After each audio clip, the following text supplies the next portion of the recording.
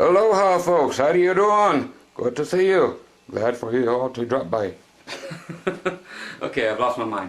Okay, Scott Grove here with a very special request. I should have thought of this one a long time ago.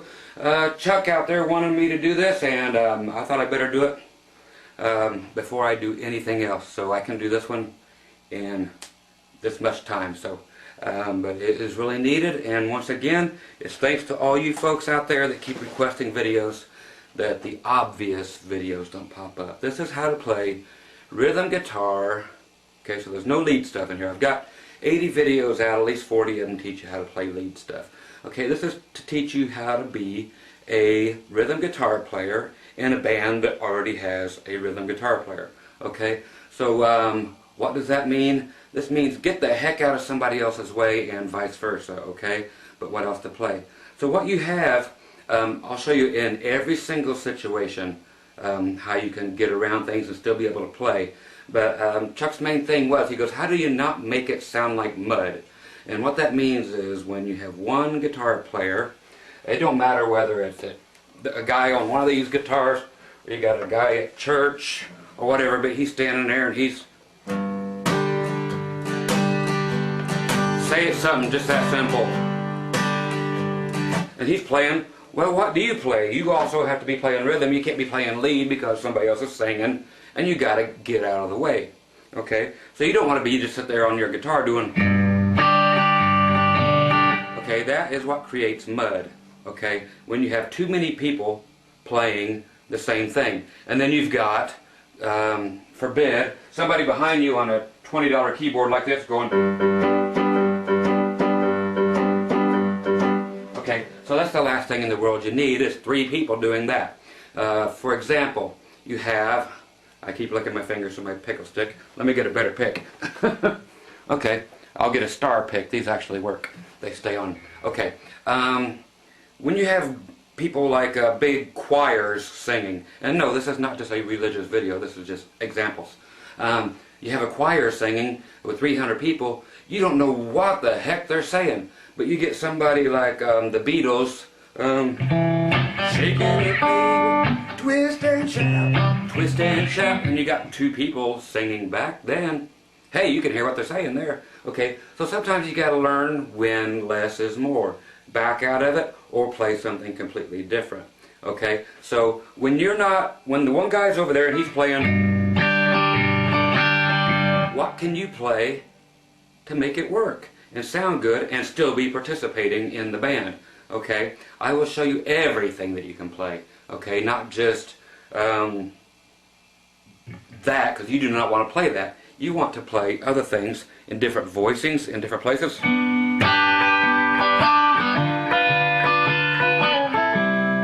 Okay, so just how to play in different places, how to play these things, and how to play on different beats, blah blah blah. And if he's sitting there going, you might just need to do something as simple as.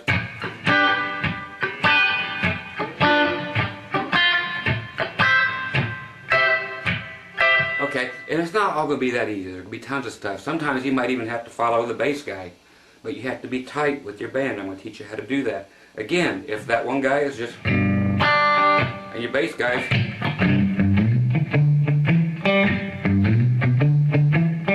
find out what he's doing. Maybe that will sound great behind there. Double up on that. So there's going to be a million of these ideas in here. Another idea that will come up will be, yes, if you have a rhythm boy over there playing, say acoustic again, same thing. Or say it's just this. Okay, one thing, there is nothing better in the world sounding than, and it might be applicable to a particular song, but it's a 12-string. No, don't go grab one, but make it sound like there's one by playing those other chords that I just showed you way up here. If you play them on like another acoustic or even your electric, it will make it sound huge and full, like.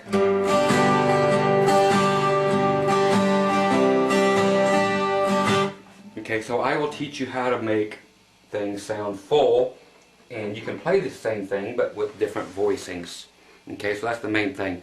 And another main thing for a lot of you that are going to be just watching the beginner teaser video of this. No, this is not the actual video. The actual video that you buy is a few hours long. This is a test of the emergency broadcast system.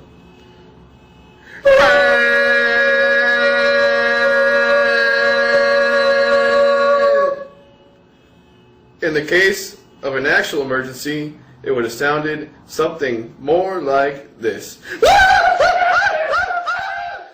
And even though it sounds funny there and almost like a mandolin, that will really fill up a sound when Johnny's down there going. Because you're up there.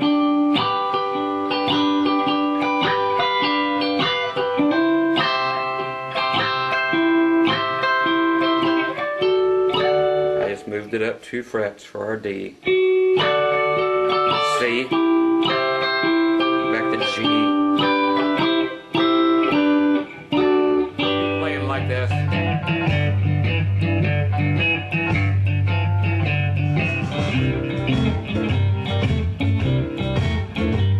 Okay, what can you be doing?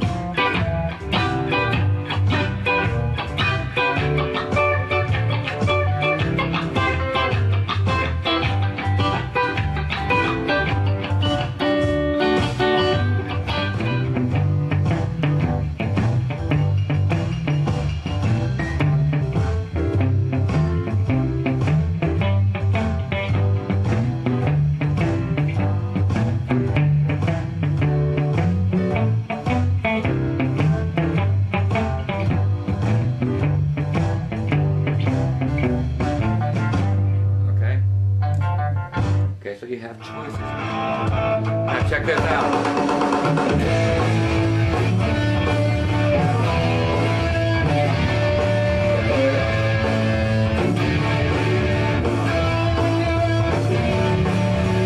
Banging chord in this song. Check it out. Here we go. Just for fun, whatever.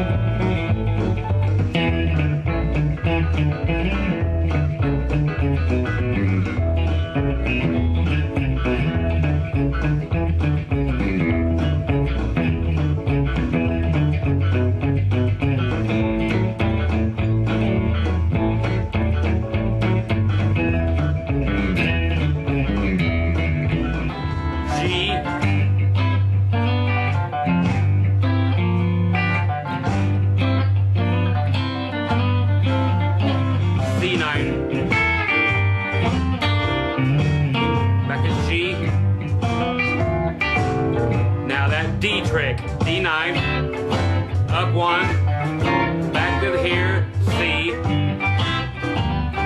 See how that works? 9.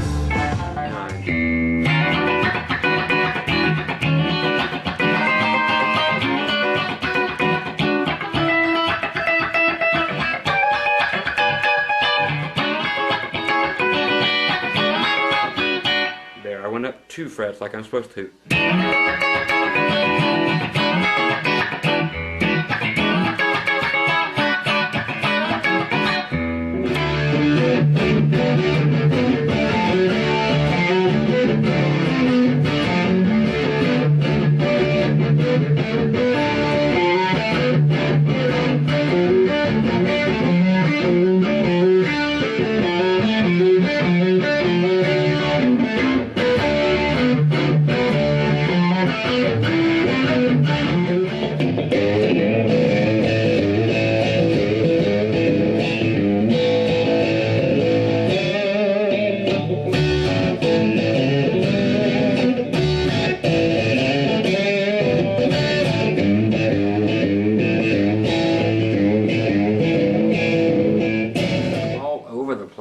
Kids, and play that funky music.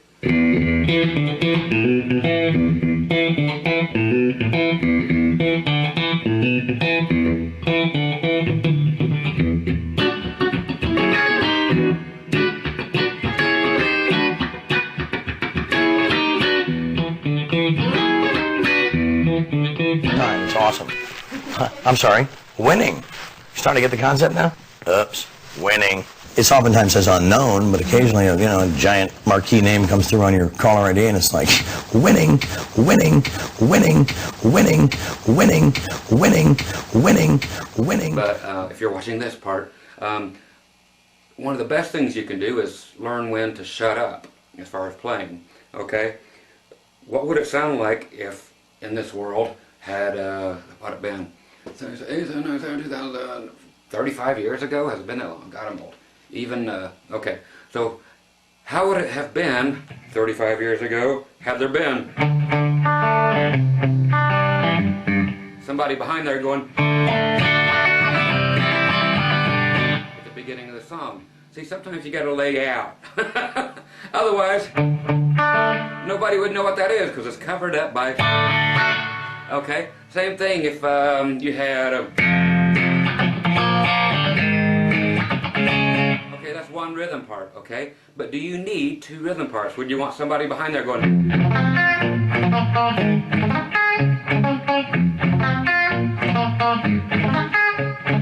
No, Mom.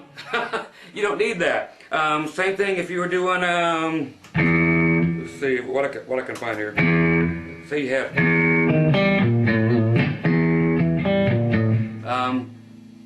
what would it sound like if somebody just back there going?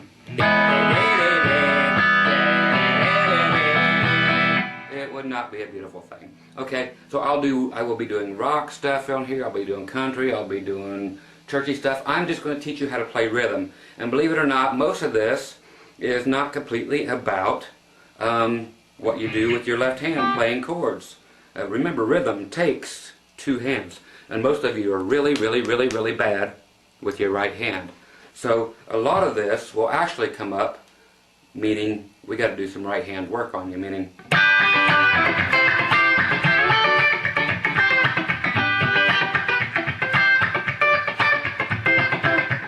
yeah, these little clicky things make a lot of difference. Somebody made a career off of clicks, and that was the late great Johnny Cash. Imagine this.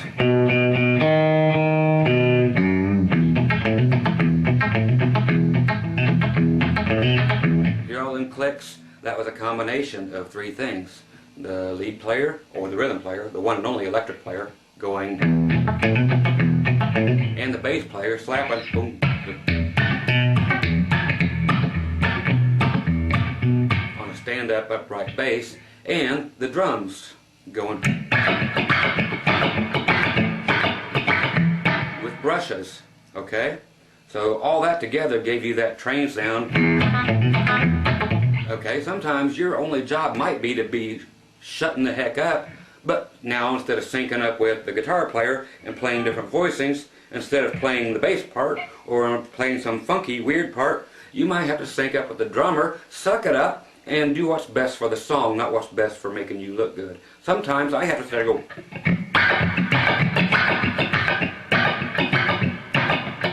Sometimes even that is best for the song. So anyway, grab on for a couple hours. It's not all going to be this boring, but this will tell you what your job as a second rhythm player is, so you can get rid of the mud and do all kinds of different things. There's going to be so much here that you're not going to believe it. And who better to teach it to you than me? Am I the best guitar player in the world? No. I'm plenty good enough that I've done more than my fair share in the world. But I am the best teacher in the world for so many of you. Some people hate me. Groovy. That's fine. But if you dig what I'm doing and you really want to learn, this is going to be the easiest way to learn how to get out of somebody's way and how to complement the song and still be a part of the band and not be overrun by Mr. Martin guy over there. And, you know, you having to do the same thing and make it sound like mud. So thanks again for requesting the video. Buy it now, otherwise this is all you get. Okay? So Scott Grove again, get the video, get tight with your band, and quit playing what everybody else is playing. Okay? There are things for you to be doing. Okay? Talk to you soon. Bye-bye. Okay folks, here we are. Now it is time to, for some of you, learn some new chords. Okay, I had talked in the intro about, I'll have a few guitars around here to explain some things. When you've got, you know, Rhythm Boy over there playing his typical G stuff, up to C, back to G, over to D. Okay, it's not all going to be this basic, so don't get frustrated already. But we have to start at the beginning for a lot of people. So there's enough here for everybody. Okay, those kind of chords are your regular open chords. Your G's, your C's, your D's. Okay, number one, like I had mentioned earlier, if you want to plain old simply make it sound like a 12 string by doing some extra learning as far as chords and where to put them. Here's a 12 string. Here's your G. Here's your C. Okay, so that kind of thing would sound cool if you want to play it on acoustic or electric. But the thing is, on the 12 string guitar, what's happening is they are all tuned in octaves, at least for the strings. You know, your top 4 strings all have octaves of them, so you have the same notes, which is what we're going to learn first, but in a different position. So let's get different positions out of the way. We already know how to play chords. A few of them you just probably haven't thought of. Those of you who have, there's still plenty more video for you, so don't worry about this. G. Okay, if you want to get that sound that you just heard on the 12 string, here's how you get it. Okay, while that guy's over there playing the G's. Okay, so while he's over there doing that, pardon me while I move this here so my wireless won't cut out on me. Your best bet is going to be to play chords such as this. Okay, if you take a C chord, okay, and you take that thing and pretend like your first finger is chopped off. For real. Okay, I'm the teacher. Follow the teacher. Okay, try to play that C chord. Okay, it's a pain. Okay, but it does not get to be a pain when you have to move it way up where we're getting ready to go.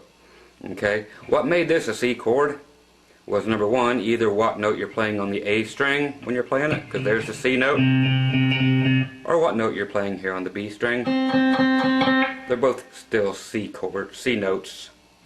Okay, so whichever one that you rely on to find out where the heck you're at, keep that in mind. Now what we're going to do, these are called modal chords, M-O-T-I-L-E, or you can even modal, M-O-D-A-L if you want, but depends on if you're a bad speller. Anyway, what that means is we can move them, make it sound like mobile. Okay, so we're going to take this whole dang thing and pretend like we have a capo, which we're not going to use, because capos are bad. Okay, if you have a capo, throw it away. Anyway, so take this puppy all the way up, and we have to bar your finger, B-A-R-R-E, across the 7th fret. Okay, just bar it across 5 of the strings, because on a C chord that we're going to be using, since we chopped off our finger and it is now a capo, is now in front of this. So we have our middle finger on the 8th fret B string, skipping over the G string because it's being capoed. We're on the 9th fret on the D string, 10th fret on the A string. Now we just bar that across, play that.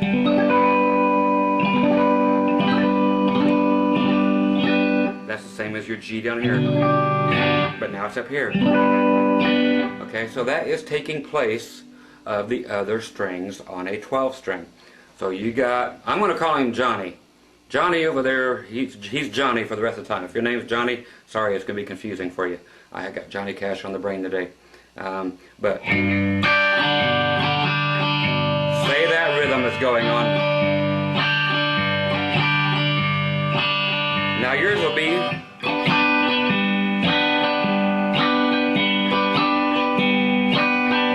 okay, and watch the guy's hand until you guys have to actually communicate in order to be tight with each other. That means you guys got to be a group, a unit. You have to say, hey, what is your strumming pattern going to be? And once you tell me that, stick with it, okay? Because if they go changing it and now it's no longer next weekend and they're going and they didn't tell you, then it's going to be a real mess up there because you're still going to be going and you're back to sounding like mud again. So get with each other, settle on what your right hand is going to do, and then you can both do your different things on your left hand. Okay, so this is your G chord. This can go anywhere, but from here I'm going to do all kinds of things to make things wonderful for your life. Okay, and show you a few different ways of doing this. Okay, and how to play these 3-chord patterns using different voicings, but all right here, so you don't have to be moving them everywhere. Okay, because when you're down here, you just got to just do this. You got to do this up here too. Same thing. And here's how you do it. So that is 1 chord. Okay, again, whatever is on your A string or on your B string, that's a G note. That's a G note, so that's a G chord. Learn it, live it, love it, back it up, pause it, whatever you got to do to learn this. Okay, if you take it from G, move it up here 2 frets, guess what, that's A. And yes, you'll use these. I even use them all the way up here. Hey, there I am up in C again. Okay, so yes, you will use them in different ways. Okay, not just strumming, but you will.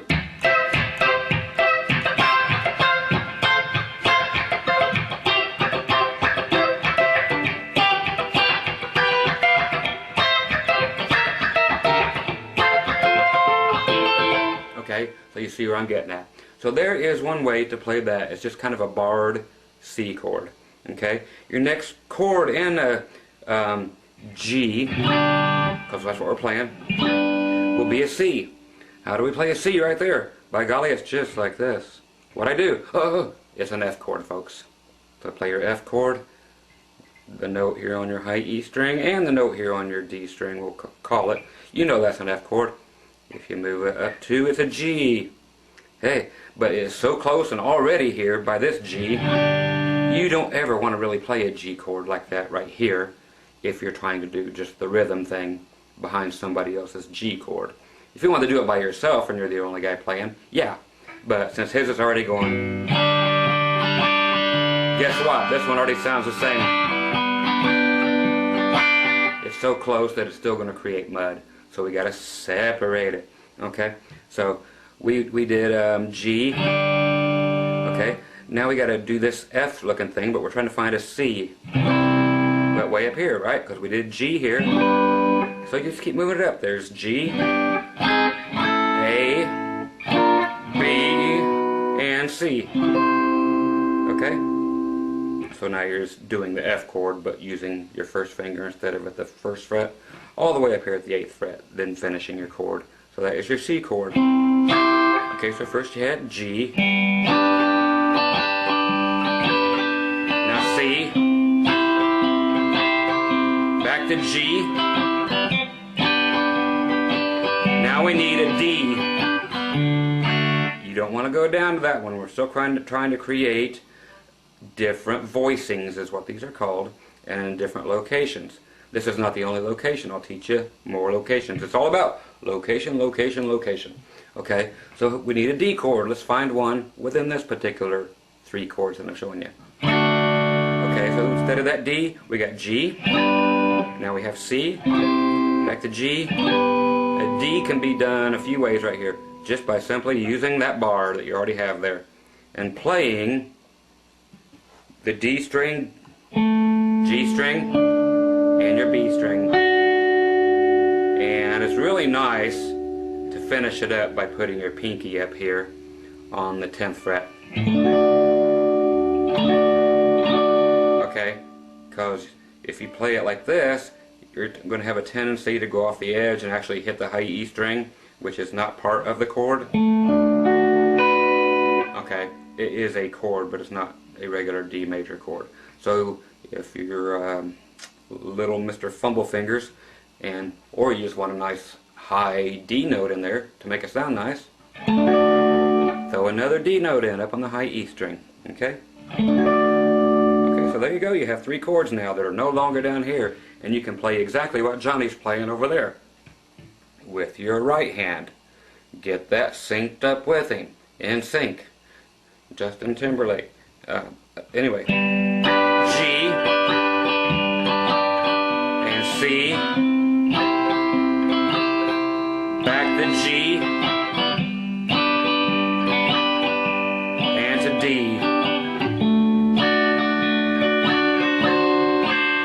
just went to D7 by taking the 10th fret on the high E down to the 8th fret. Okay, so just little tricks. Okay, you can do them all over the place. Some of this you get to figure out for yourself. Why? Because that's the best way to learn things. Okay, let's take the same thing and learn it a different way. Okay, if you don't want to play this whole big G chord like this, guess what? There's another way you can do it. It's not as full, but you need to know it for later on. And that is doing the exact same thing. You've already got it here, but you've got so many fingers going on. Okay, this is taking the D chord, regular dog. That's the way us country folks call it. D dog. Okay, so you take D, move it up 2 frets, you got E, move it up again, you got F, move it up 2 more frets, you got G. Well, G isn't that funny. Okay, so there you are on 7th fret G string, 7th fret E string, 8th fret B string. But you can only play those 3 notes. Okay, which is fine, especially when we get into doing things that are off on skip beats. Okay, so by that I mean you got Johnny over there going. You could be doing this.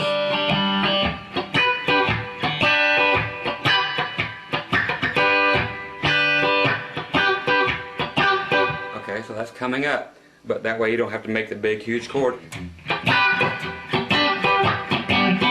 Okay, because you don't need all the low notes. Okay, and then you don't need to cramp your fingers either. You can play it this way. And your C would be the same. Okay, again on the same thing we were doing, just for another option, G chord, C chord. What can I do for a D chord instead of that one? Just to make it sound different, have more options. Options are good, people. You had C here, continue with it. Move it up 2 more frets. There's D, there's C, back to G. Okay, so G, C, D, C, G, okay, or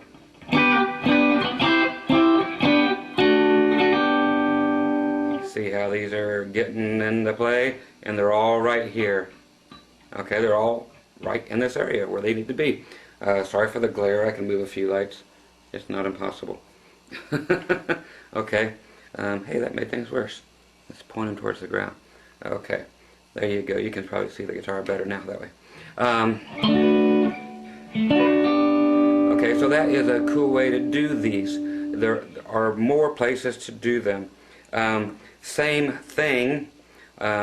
I will show you this one up here, and then a lot of the rest of them I'll just kind of point out later. But you can go way on up there. Same thing again by using the A chord. Okay? This one's going to take you way up there in this particular instance. Okay, but I'm still going to keep it in G for now. Okay, so Johnny's over there still playing G, C, and D. Okay, and I need you to now learn basically one extra chord, which is an A chord. You already know an A chord. You probably play it like this. Do it with 1 finger now. Okay. Okay. So I need you to take that, and your G string is going to determine where we got to go. So wherever you put that 3 notes, just like we did on the D chord earlier, from G, C, G, D. Okay, we had it already in D here. Move it up 2 more, you got E. 1 more, you got F. And then 2 more, you got G at the 12th fret. Double dots. So let's play it there. And again, you can add your pinky way up here, 3 frets higher, to make it a big G chord. And this is not a bad thing. Again, you are still in what this whole video is about. You're playing chords that are exactly the same as Johnny, but you're playing them different. Okay? So we have to learn them all in all positions. So you got G way up here. And then the other same thing applies where you actually now are going to put down a short version of that long C chord with the bar on it. So there's G. To go to C, all we do is simply put down almost that whole C looking chord. We can get rid of the pinky if you want. And then there it is. So you end up with your middle finger, at the 13th fret on the B string, and your ring finger at the 14th fret of the D string. If you want to finish it, of course, you'd make it look like a regular C chord with your capo by putting your pinky on the 15th fret of the A string. But we don't need to go that high unless you want to. It's all up to you. But just know you can go G. And even though it sounds funny there and almost like a mandolin, that will really fill up a sound when Johnny's then are going. Because you're up there.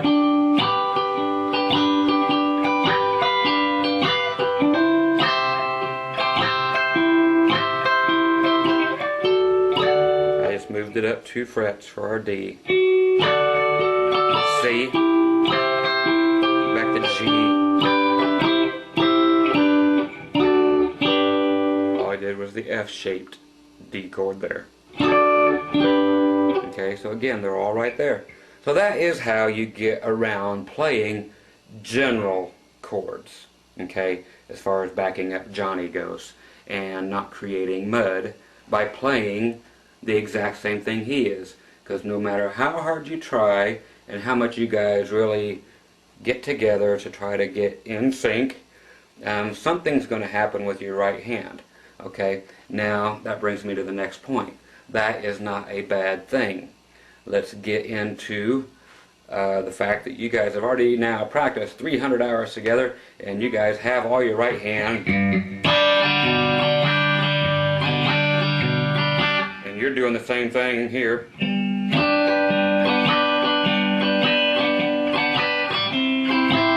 Okay, exactly the same as Johnny is. Okay. Okay, let's get out of Johnny's hair and out of Johnny's territory. And this is called syncopation. Okay? This is getting out of sync. Okay? You get out of the sync when you're about 3 years old and you get into the bathtub. Okay, here's how you do this. I like to use reggae because it shows it the best as far as what I'm talking about. So Johnny's over there playing gospel or country, and you can be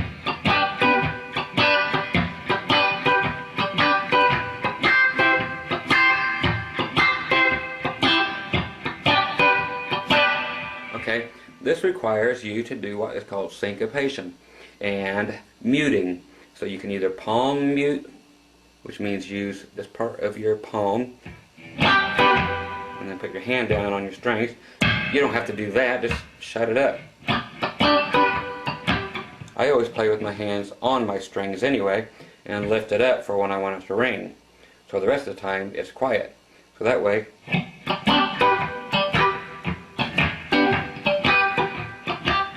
you'll notice that all the pro guitar players pretty much play like that. Okay? So anybody that has any real talent is playing like that. Anybody see going like this? They honestly have no idea what they're doing. They may be famous, but they're a lousy guitar player technically. Okay? So there's that.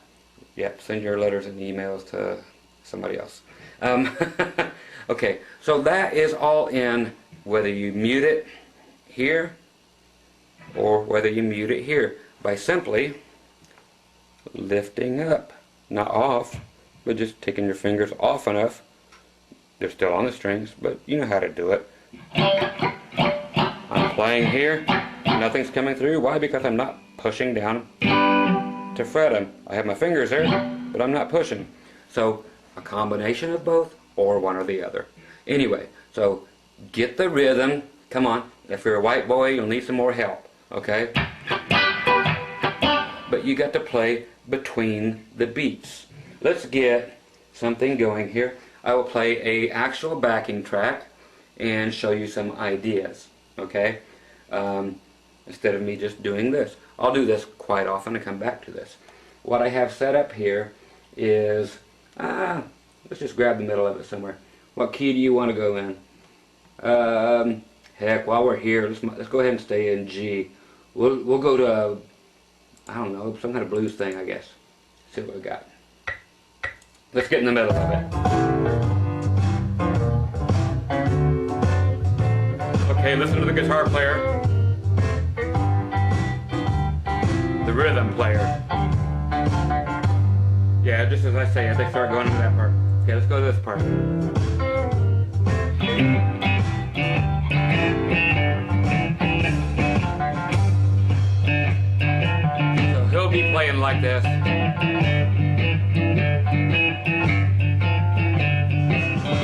Okay, what can you be doing?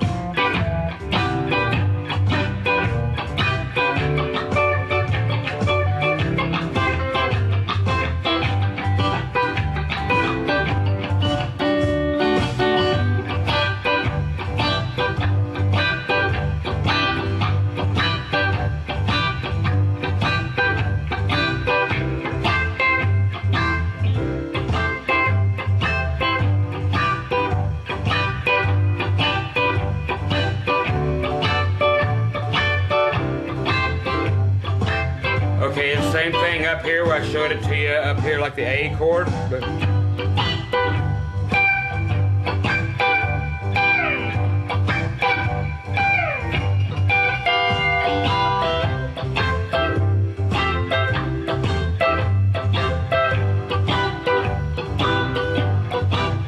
and up to the D.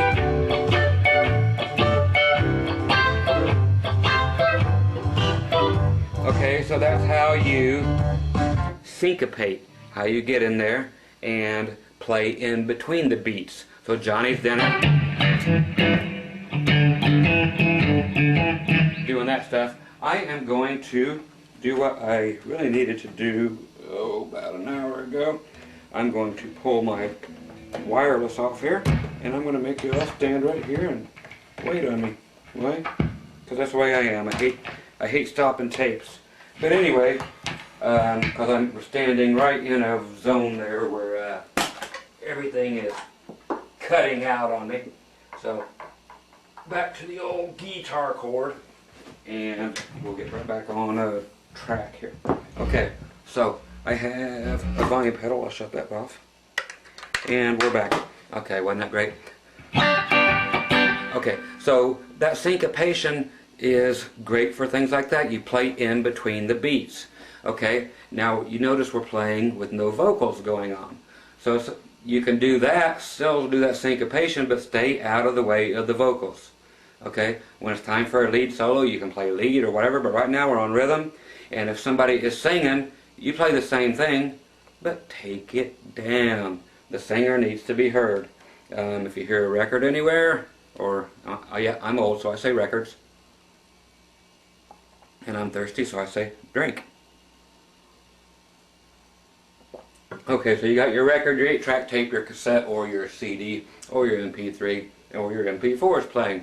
And listen to it. The loudest thing you're going to hear are going to be the drums, of course. Aren't they always? And hopefully you can shut the bass player down a little bit. And the vocals. Everything else is secondary. The rest is background music until it's time for a solo, which might be the guitar. Okay, so again, this is about 2 rhythm players and a band until it's time for a lead solo. So you have 2 rhythms going on, but they are not creating mud. Again, that is the premise behind this video. I was asked by Chuck, he said, I don't want to sound like mud. How do I do that? That is one way. That's 2 ways actually so far now. Okay, so again, whether it be even Johnny over there going,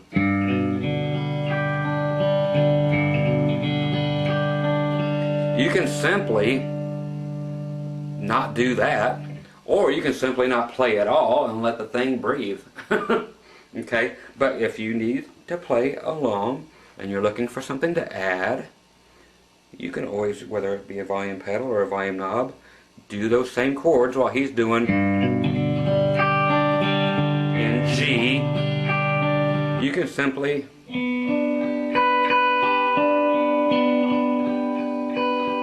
either play along with them way up here like we have been, or just play the note and use your volume and just play the chord.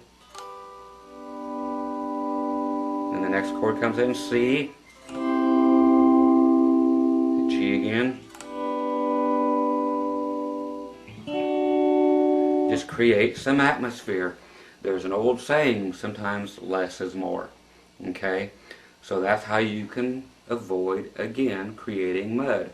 By stepping out of the way and simply adding a little what is called atmosphere.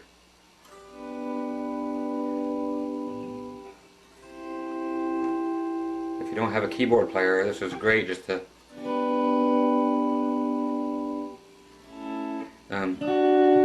and it's nice to fade it in. Again, you can do it with your guitar volume knob as you want. If I had my volume pedal up, it would work.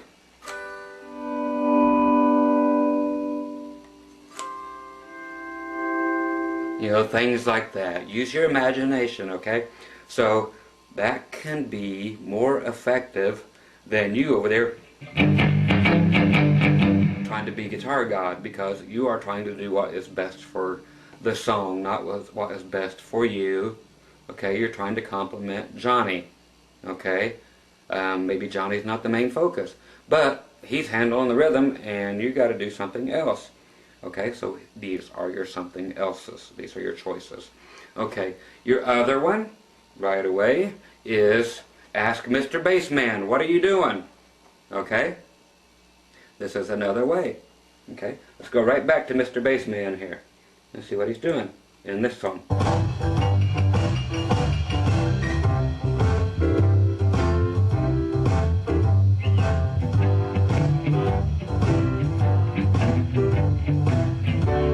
Okay, I'll go right back to where that was.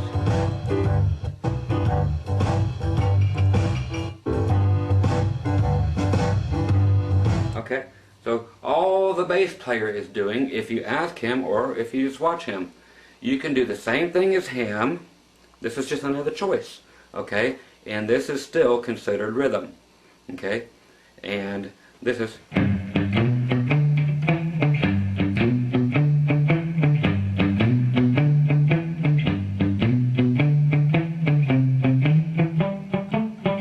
I am palm muting like a mofo.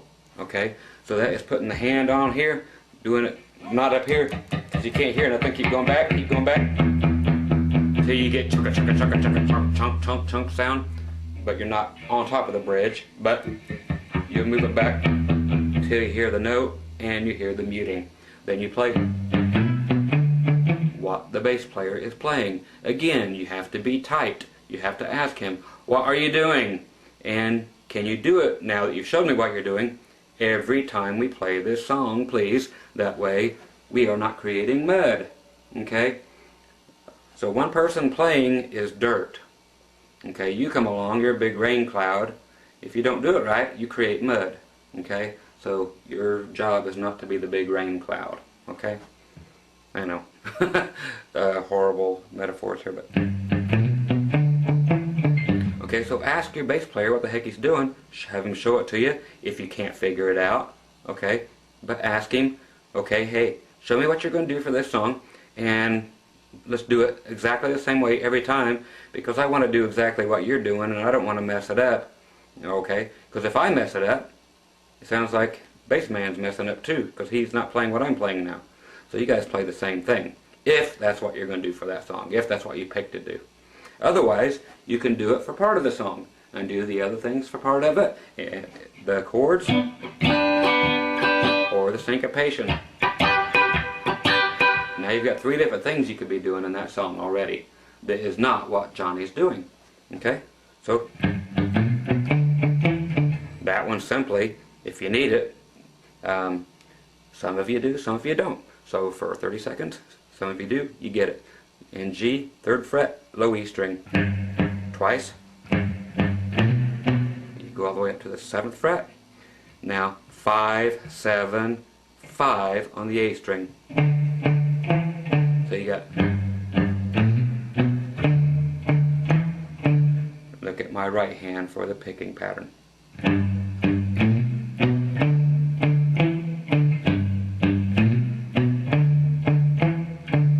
So it's all downstrokes and they are all muted. Because the bass player, he's going. Now you're just kind of in the background helping out, but with some nice clicks. You can do it up and down. Whatever floats your boat. But now you're adding some percussion too. So you're playing along with the drummer and the bass player. So you're creating what is called a rhythm bed. If you ever go in recording, they record the rhythm beds first, which are generally the bass guitar, the drums, and an acoustic guitar. Okay, they record that all at one time. Okay, then they go in and add everything else later. But the rhythm bed, so now you're playing with the bass player and the drummer by doing the bass part and adding clicky notes by muting and playing hi-hat sounds. And now check out how cool it sounds with real music.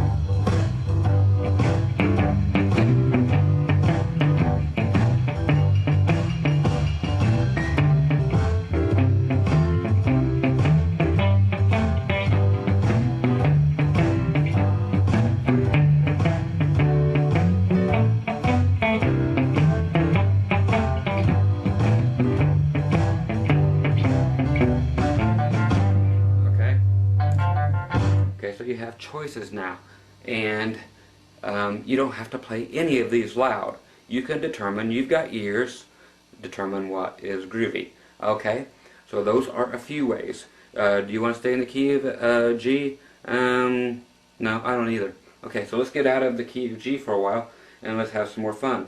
What other kind of rhythm stuff will Johnny possibly be playing over there? Okay, same thing that we're kind of doing right now. Let's go find a track here. Let's do something fun in the key of A. Check this out.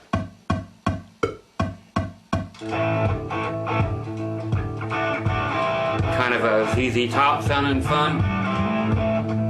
Listen to the rhythm.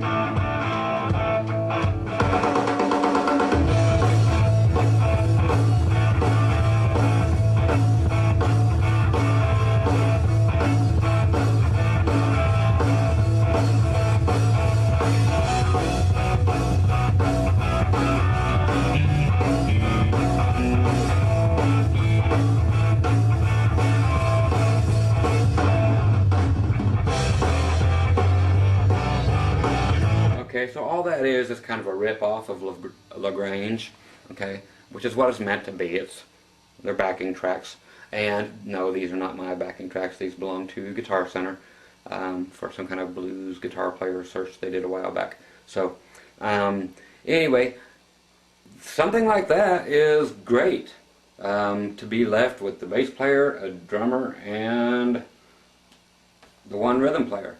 So sometimes it's best to be left out. But if there's two guitar players there, your first instinct with something like that would be to be sitting here going like this. Because the only thing that seems to be missing, again, we're in the key of A, seems to be missing this.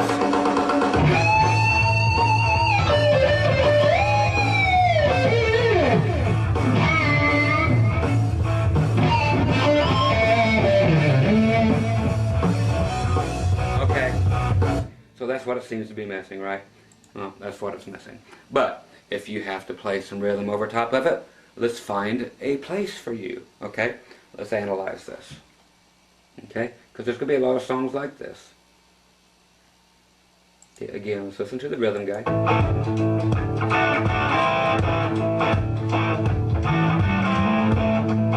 Okay, easy enough.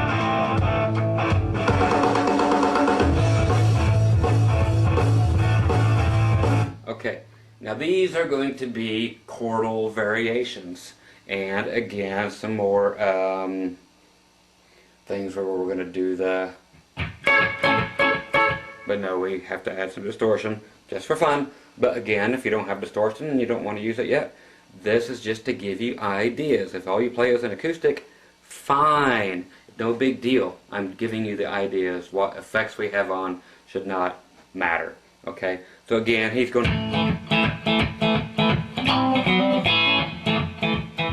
So he's playing on these upbeats. Up.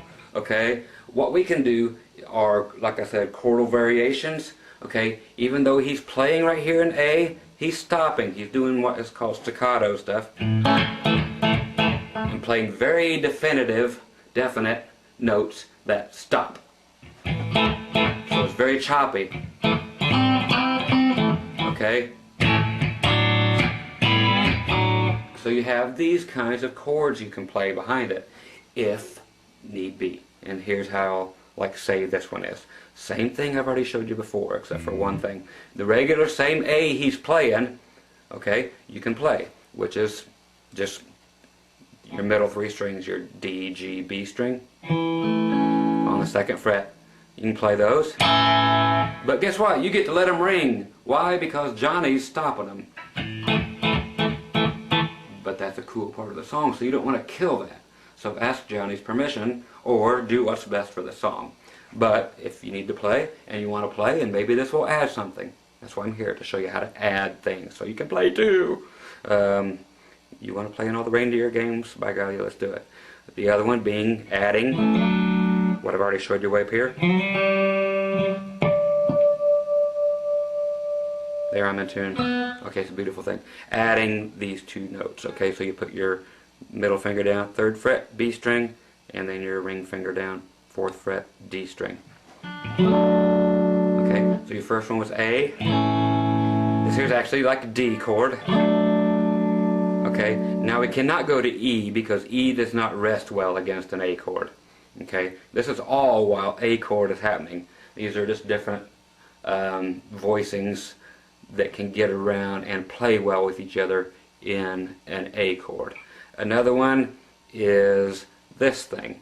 It's actually a C major 7, which makes no difference to you now unless you're going to buy my theory video. Okay? Okay, this will be just like if it would if it was a C, like this, but you're actually going to take 1 note back. So what you end up with is your middle finger, 5th fret, D string. I'm sorry, same note, but then your first finger, 4th fret, G string, and then your ring finger, 5th fret, B string. Sounds funky, huh? Okay, now play the 3 chords together. You got A, now D, which is this, what we did, and now C major 7. Okay, now what's not going to hurt on these is lots of sustain, because Johnny's over there chopping it up. So you got A, D, okay, and you can add in this low A string because it's in the key of A. Bass players over go boom boom boom boom boom boom boom ba dee dee dee dee dee dee. So it could use some substance down there. If I'm playing distortion, turn some of this down.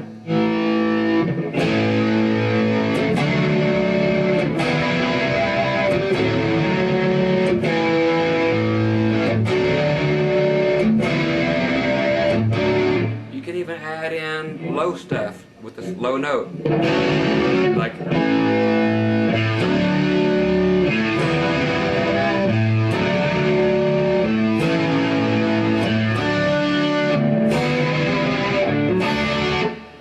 So these are just chordal variations. Check it out over this. I'll turn the band up. You gotta love one knob where you can turn the whole band up. That's called a mixing board. Let's get right to where the band comes in. Now check this out.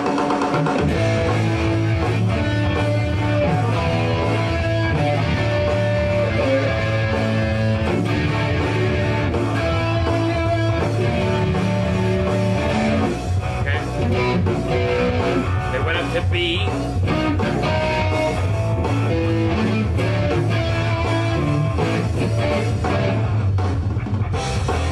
Okay. So that's all they're doing. It's just, or all I'm showing you how to do, is how to play little chordal variations. You can do that in any key. Okay, the ones I just showed you. If you want to do it in C, what do? You go to C. The way that I showed you before, using an A chord, just like we just did. So C.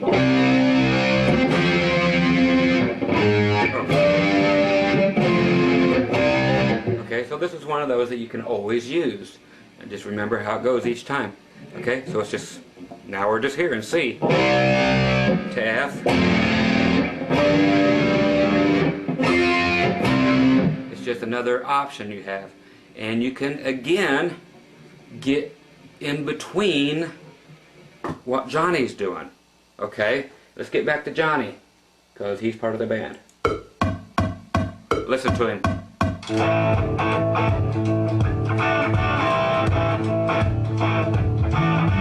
Okay, even that part. Say you guys were making up a new song, or you just need something to do there. Okay, you can ask Johnny if he's the boss, whatever. Somebody has to be a boss and create music here and put it all together. And say, no, it just needs to be just like it is. You sit back and clap your hands. Sometimes that's rhythm too, kids. So sometimes that is just as important as anything, is getting the crowd into it by clapping your hands.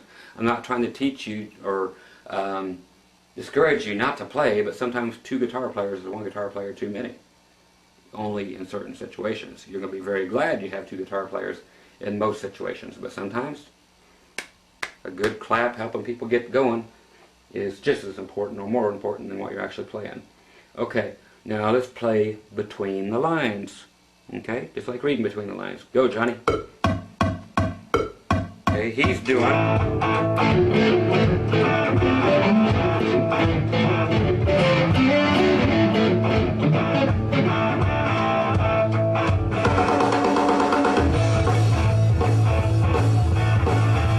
Okay, what is good here? I just heard this, or in my head is where I heard it. What I showed you before with the 3 chords.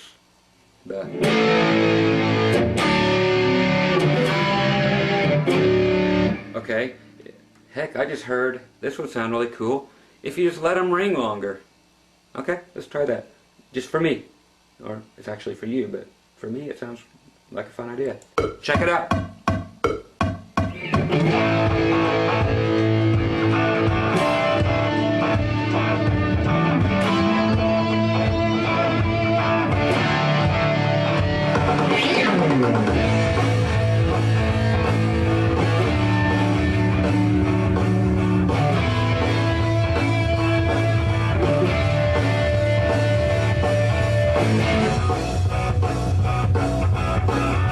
Okay, see, we just got out of Johnny's hair, but we just contributed a whole different flavor to the song.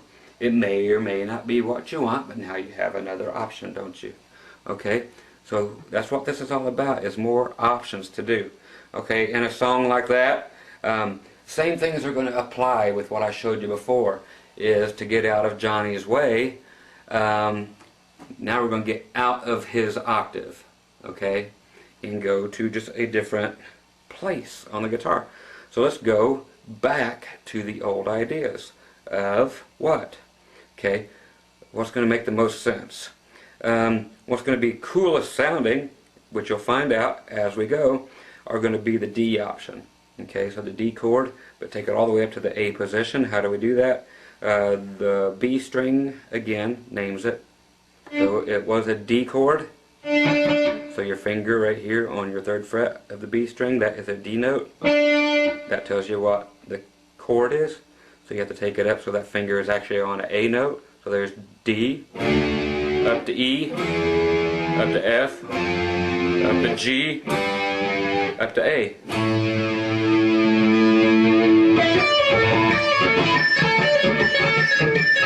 Okay, that is rhythm too, and we'll explore that also. But same things we're doing here with the other one.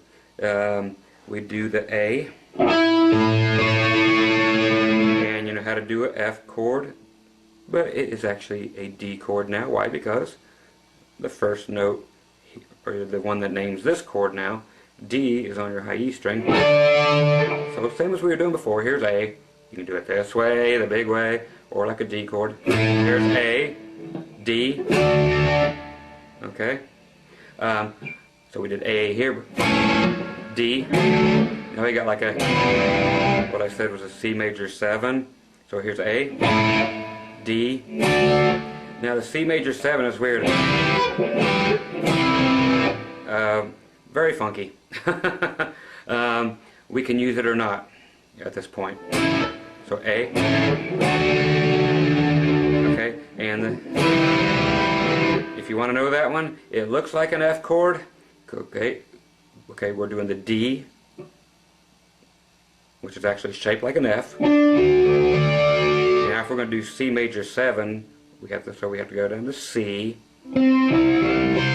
What major 7 means is you take the root, or the name of the chord, which is C at this point, and you take that C note and you flat it, meaning make the note go down one note, or one fret. So everything else will be played the same. So if you're playing an F-shaped chord, and it's a C chord, like this one is, being at 10, 9, 8, 8, those are fret numbers, 10, 9, 8, 8. Now it will be 10, 9, 8, 7. 10, 9, 8, 7. Okay, and you won't want to let these ring a whole bunch. You can let parts of them ring. Just a matter of what you feel. But those are the 3 chords now that you can play that I showed you earlier, but they're up here now. So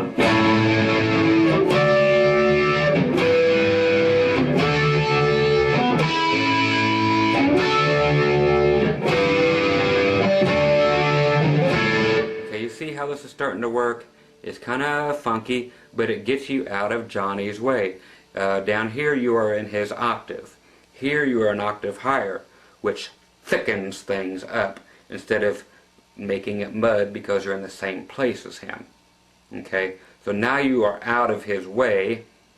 Okay, you might be stepping on what he's playing a little bit, but you are not in the same octave as him, so you can definitely hear 2 distinct parts. Okay, I will show you those 2 parts that I'm just making up as we go.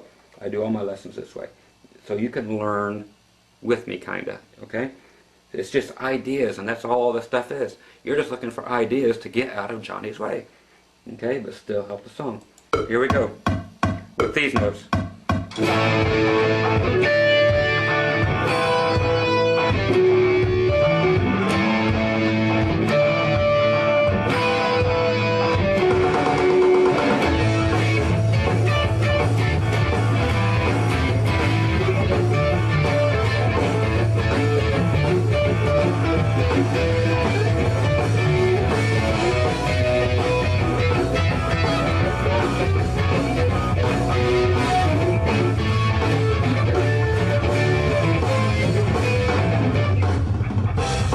Okay, so what I'm doing there is just getting syncopated. Now, I got tired of going.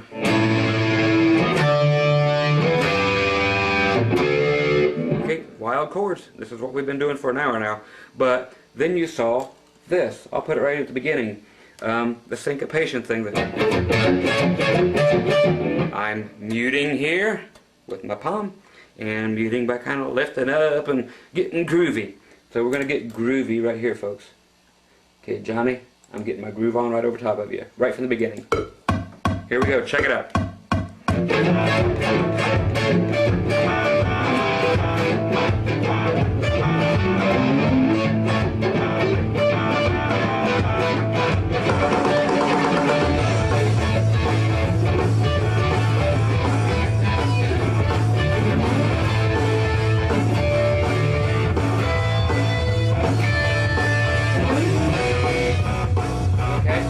So you can see how both have their places. So sometimes it's really cool just to hold a whole note, which is this.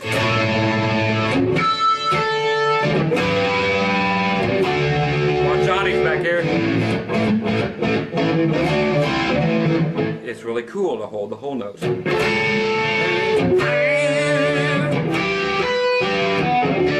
Okay, while Johnny is doing the syncopating. But once Johnny gets done syncopating and starts going and singing or whatever, then you can add all the really cool stuff in the background with the syncopation, doing the...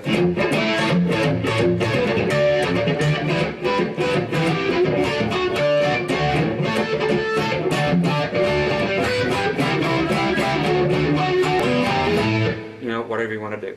So anyway, I got to change these stupid digital audio tapes and or videotapes, and I'll be right back, and we will keep on going and going and going until we just can't go no more. All right. See, in 2 and 2, whatever that means.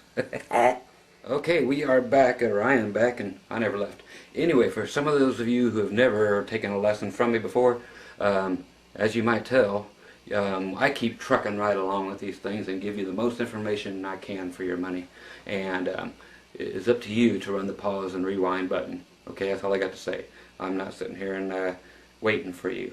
Okay, the waiting is done when you push the buttons. Okay, so we're going to keep on trucking. Okay, along the same line of the same song we're doing here, with Johnny back here playing all his own stuff, doing his this. Now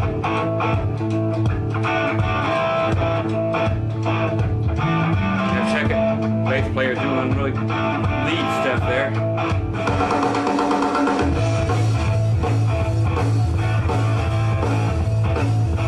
Okay, the bass player is playing is what is called quarter notes. 4 1 2 3 4 1 2 3 4 1 2 3 4. You can play. This is just more rhythm ideas. Okay, pass this on to Johnny and the rest of the band. Find out what works. Find out what don't. Agree on something and stick with it and roll on. Okay, because there are two guitars, you know, apparently, if you've got this video. So you need to be doing something. Another thing that might work for you, that if all that other stuff failed, is more stuff. Okay, bass player, why I mentioned that he's playing quarter notes, meaning 1 2 3 4 1 2 3 4 1 2 3 4. You can play the same note the bass player is doing, which is just that A note. Okay, or you could play everything that I've taught you, but in a different rhythm than everybody else is playing. Okay, this meaning eighth notes. You can sit there and do exactly what the bass player is doing. These are just ideas. Okay, this is still rhythm, and this requires you to play just an open A note.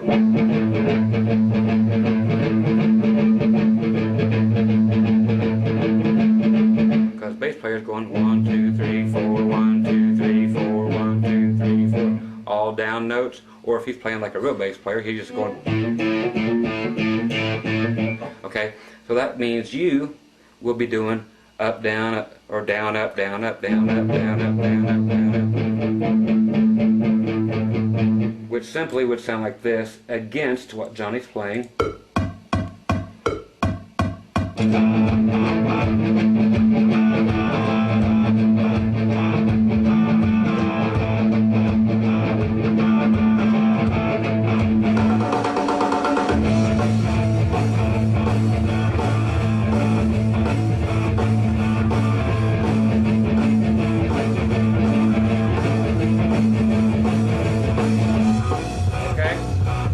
Now that is something you can do, or if you really want that thing to stand out, what we ended up with there almost was trying an idea, and it kind of muddied it up, because now we got three people all down here in the same register. But what can we do to unmuddy it, but still give it some punch, some sack?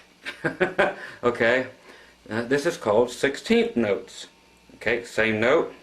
Okay, instead of quarter notes or like the bass player, or eighth notes like we were just doing.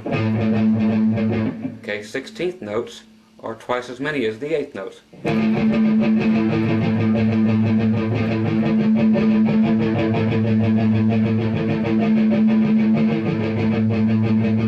So 1 2 3 1 2 3 1 1 2 3 4 1.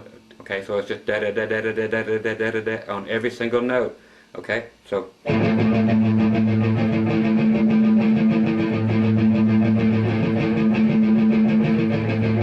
Okay, that will be the first thing I'll show you here with Johnny. Here we go, 16th notes.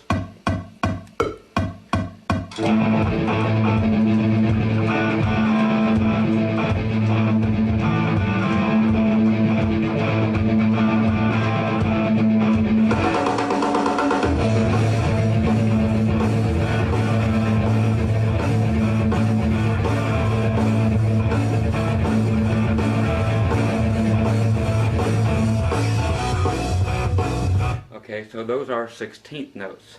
Okay, it's still down there, it's kind of muddy. So what can we do? We can use all those things and just go up an octave. Okay, get out of everybody's way. The bass player's right there.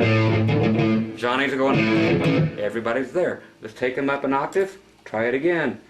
By that, I'm just going to go. grab the A note here on the G string, 2nd fret, and it's just an idea, okay? Nothing more. These are just ideas.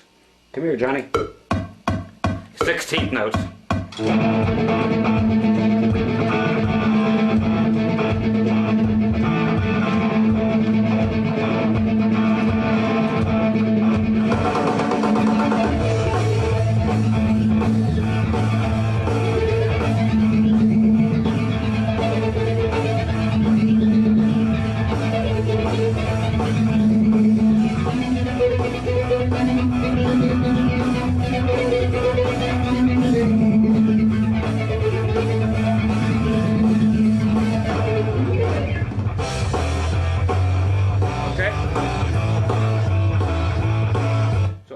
Doing there, I added a flanger on there. It's kind of cool sounding. It's very ZZ Top-esque. But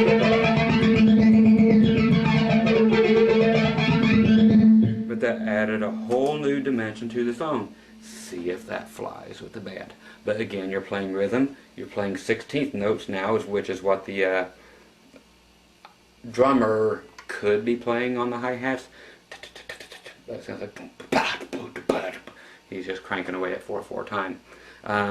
So those are just ideas. You can play different notes if you want, using that same idea, using probably the 5th of the chord. If you don't understand what that is, it's the do, re, mi thing. So A, do, re, mi, fa, sol, la, ti, do. Okay, so the 5th one, count them 8. 1, 2, 3, 4, 5. That is the E note. Okay, so if you don't know theory, yes, I have that video too. Or go on YouTube and get it for free and deny me the $4. Okay, whatever you feel good about now at this point. You can grab that note and make it work for you in this entire situation. So I just now found out that the 5th, don't use the 3rd ever, just use the root or the 5th. The root meaning we are in A. That's 1, 2, 3, 4, 5. And you found out that's an E. So grab an E note that's going to sound good. The whole song is really low anyway, so let's grab a higher E note instead of the low one. We'll grab the one at the 2nd fret on the D string. We'll just see how it sounds. I've never tried this stuff on this song. Let's check it out. I'm going to play the 5th instead of the root. These are 8 notes. Then I'll go to 16th. But this is using the 5th.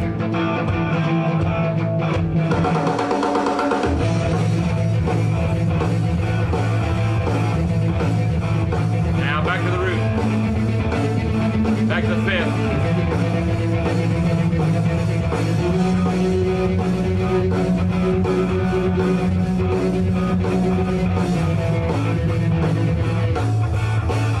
So it was a whole new dimension, a whole new option that changes everything. By changing one note, you opted for the 5th instead of the root this time. And it changed it. It made it cool if that's the way you want it. Otherwise, it made it suck if that's not the way you want it.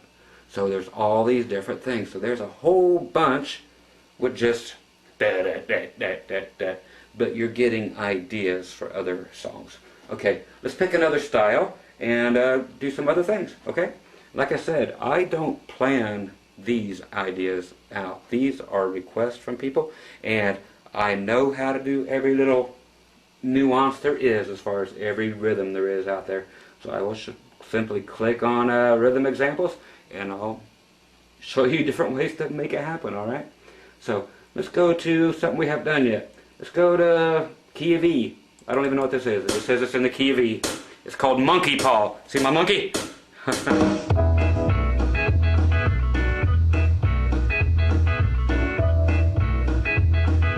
Check it out.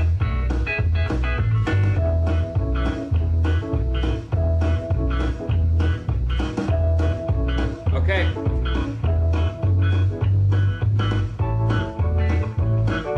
Now, Mr. Who even plays on this thing? Where is my monkey paw? It's not even going to tell me who did it. Anyway, he kind of gave away what we can possibly do with this, which is the intro here. Okay, let's check it out again. This is an E.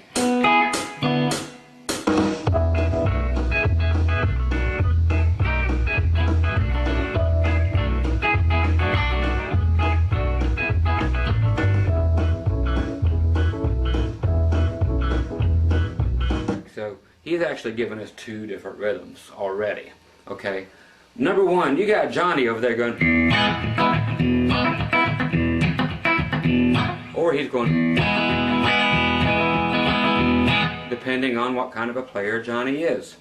Okay, again, Johnny's the other guy that you have to try to play around. That's why you have this video. Okay, so we're figuring Johnny is probably doing this over there on an acoustic guitar, more than likely. Okay, if he's not, whatever. Okay, otherwise he's doing the syncopated.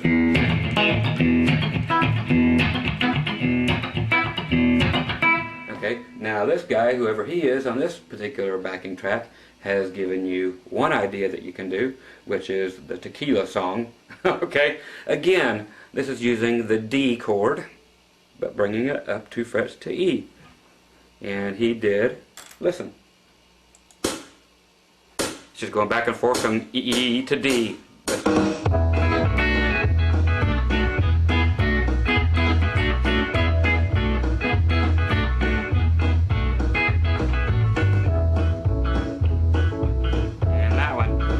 One note. Bam, bam, bam, bam, bam, bam. Okay? Yeah, that's the other one.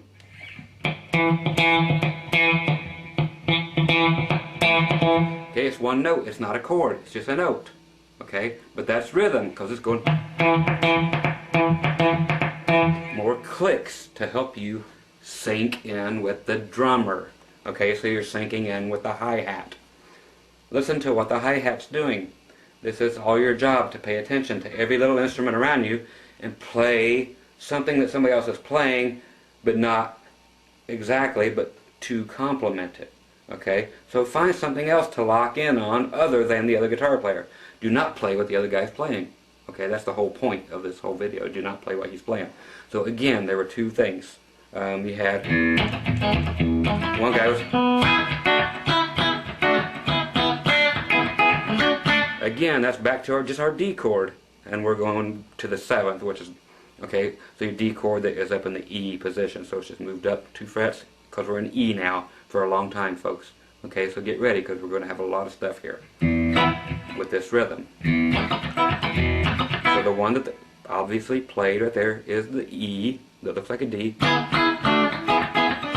it sounds like the song Tequila. All you want to hear is, okay. Want to bet me? Check it out.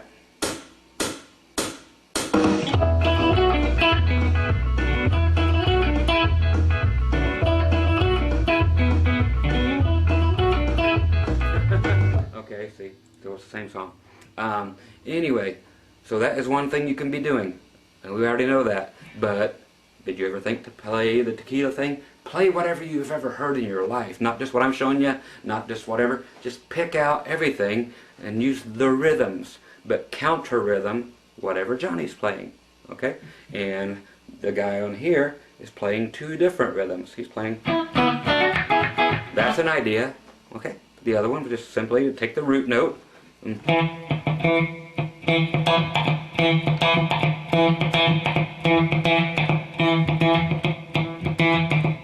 This is all doing, get a close up.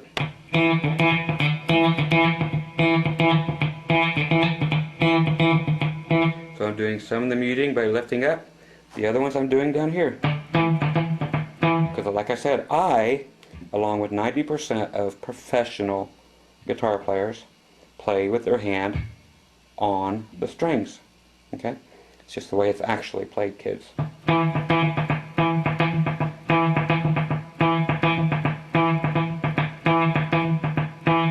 So you're actually only getting 2 notes. Bum, bum.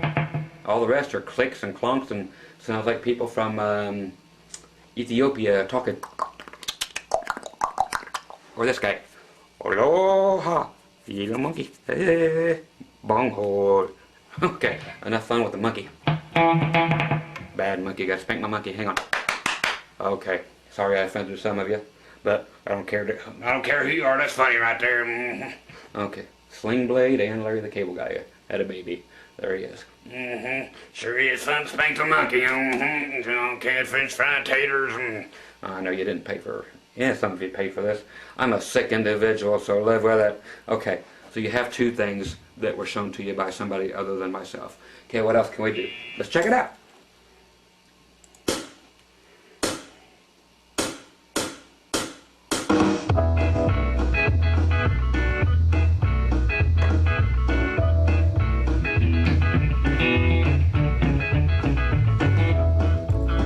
Okay, this one is dying for the Eric Clapton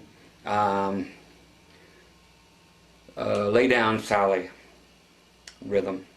Okay, it's not in here, but it is begging for it. Okay, wrong key. Lay Down Sally was in A, but who cares what key it's in? The music has been made. Listen to it. It is this. It is simply.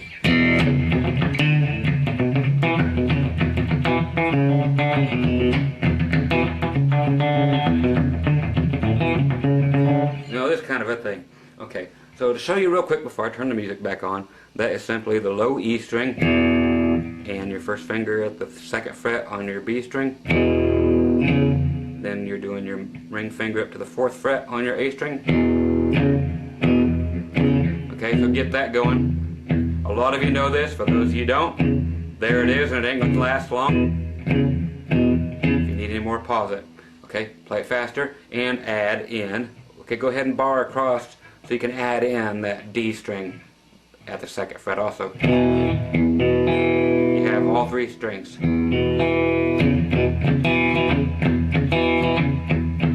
Okay, I'm lifting up on my muting.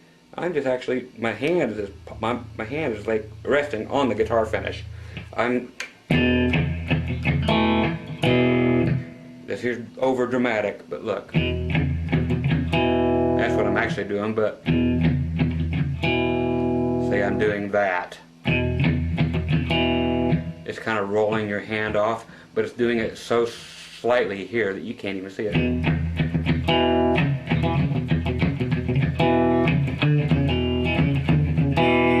That's why it's ringing when you want it to.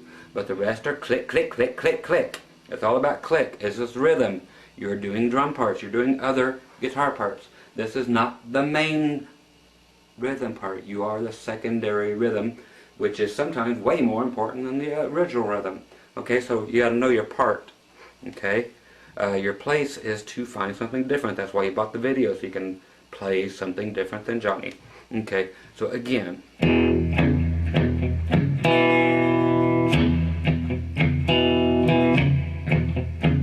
Try to play that by simply watching me. When I go up, I'm picking mainly that high E note that is here at the 2nd fret on my D string.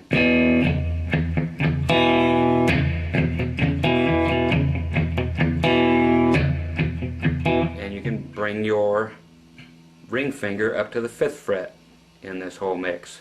Okay?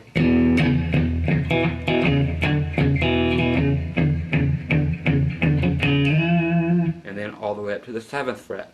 Okay, let's have some fun with this. If you can ever play an E or A or D, any of these that have open strings in them, you can do all this.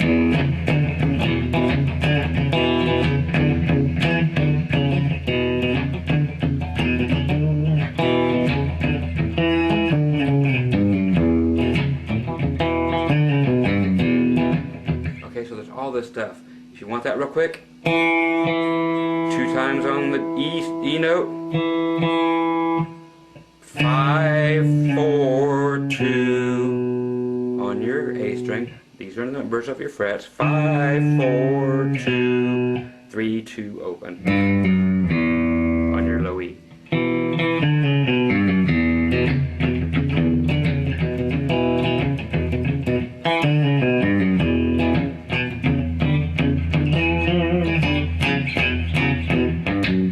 Okay, so no rules. Play it backwards.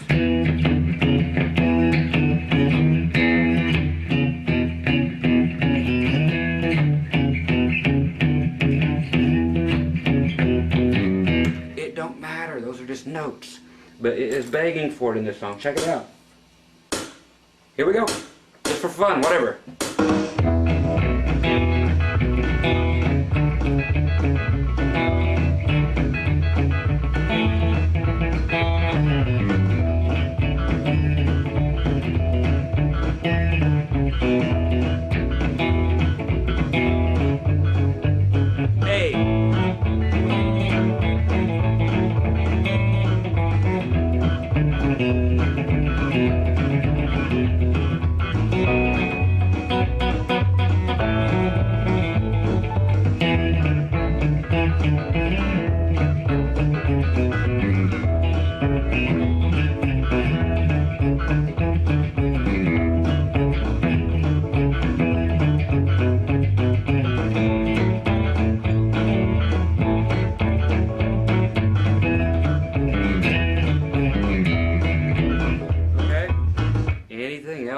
said about that, that is just fun.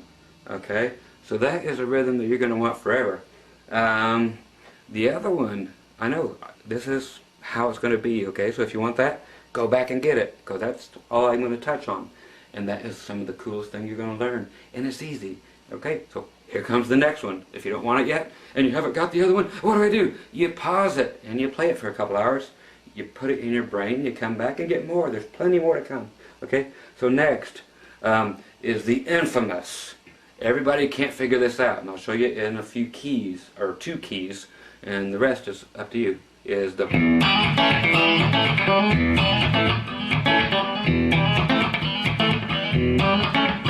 Johnny hasn't been playing that yet. Okay, this is one of the most tried and true rhythms out there that you have to have. If you already know it, good for you. Okay, in E. Okay, so you hit the 2 regular E chord. That's all it is. You hit your 2 low strings, your E and your A string. Your A string is already fretted here. You have your E chord here, but your finger is off, your first finger. Okay, so you hit the first 2 strings, or the top 2. Now you're going to hit your D string and your G string, which does not have your finger down on it yet. And now we have to hammer it on. By hammer on, it means simply that. Take your finger, pretend like it's a hammer, slap it on here to the first fret of the G string. You're only going to use your pick once. See that?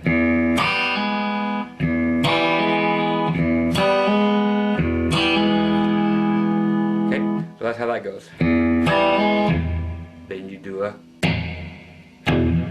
whatever you want. Yeah, I got a lot of reverb. I love it. So be it. Anyway, those 2 low strings again.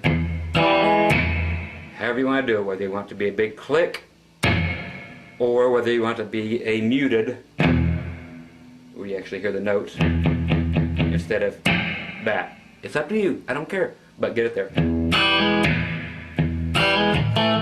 Okay. That is going to do this. Your 2 fingers that are right here, that are both on the 2nd fret, and they're on A string and D string, they're going to move down to the D string and G string. Okay. Okay, check it out. And that's it. And I'll show you the other little clickies. The other Ethiopian language we have to use in here. Then another click up. And then we had to get back to that low note. So back to the depo is what you're listening for, and what I'm listening for myself.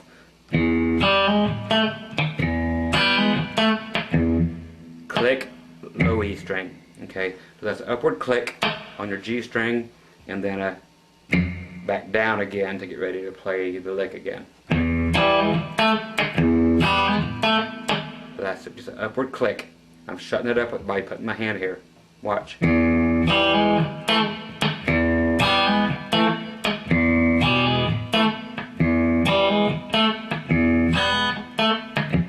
Okay, again, if you can get it down here.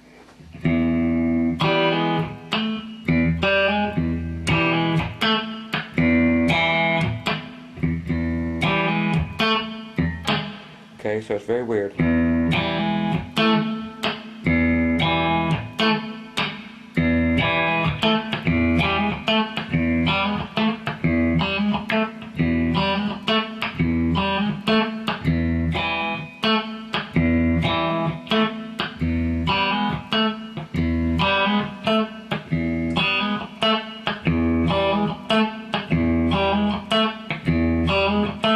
Did I need to spend that much time on that? You bet.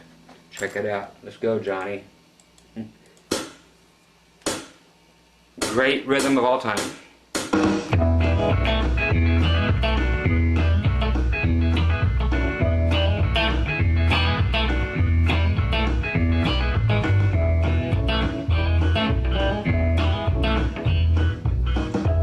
Okay, with that one you can simply goof around with it. This is your time to be creative. A quick one for you on that is to double up the middle part. What do? It's like an Oreo with double stuff. You put double of that little lick.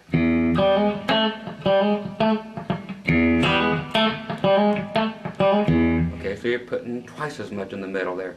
Instead of going, do it twice as much. Okay, so slowly.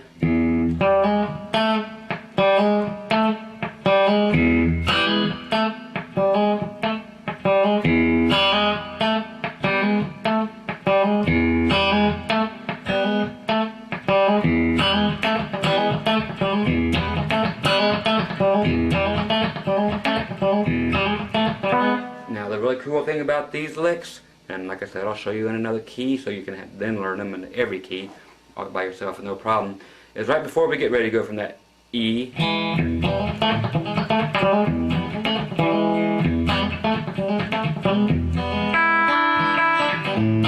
okay, before we go to the A, it's nice to add that seventh.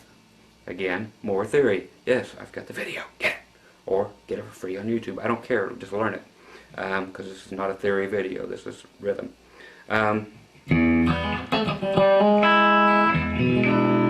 Which is putting your pinky on the 3rd fret of your B string. And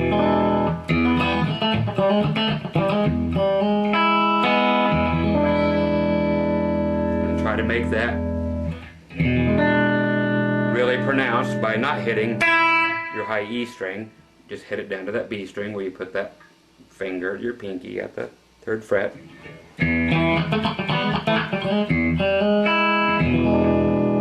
Then when you go to A,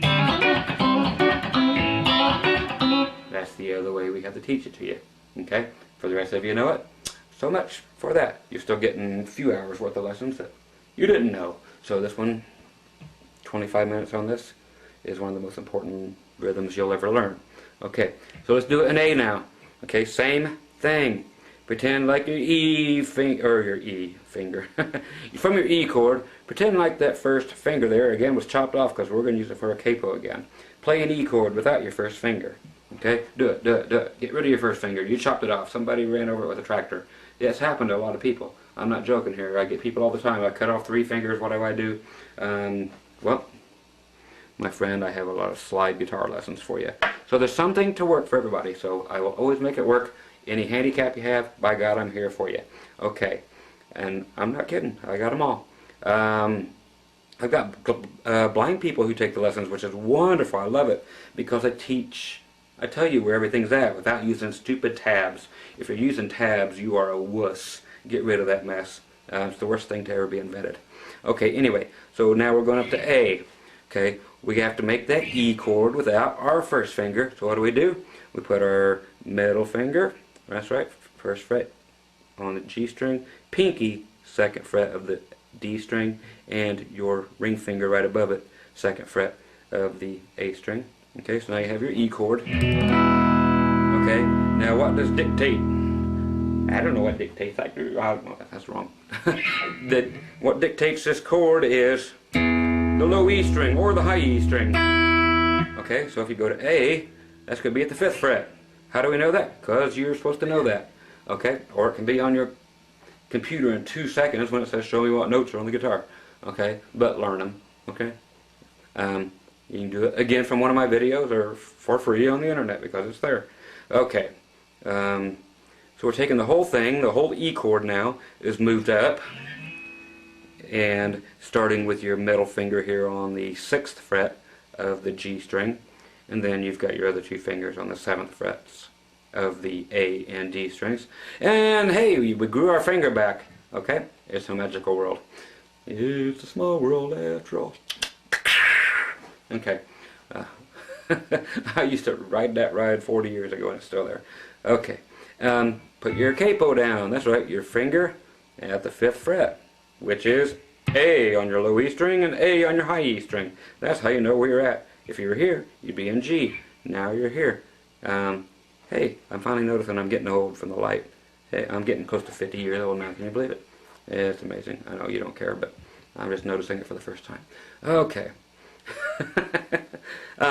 Anyway, yeah, I talk to myself, to the camera all the time, but that's what you do when you get old. Just sit there and talk to yourself or talk to your cat. And I don't like cats, so here we go. Play the whole chord. There's your A. Now, there's your A, eh? So all you Canadians feeling right at home right now, eh? Okay, there's your A. Same thing, but you have to reconfigure everything to do exactly what you're doing before. So same low E string and the A string. Then you have to do the hammer on, but now it's with your middle finger. This is actually more comfortable. And the click.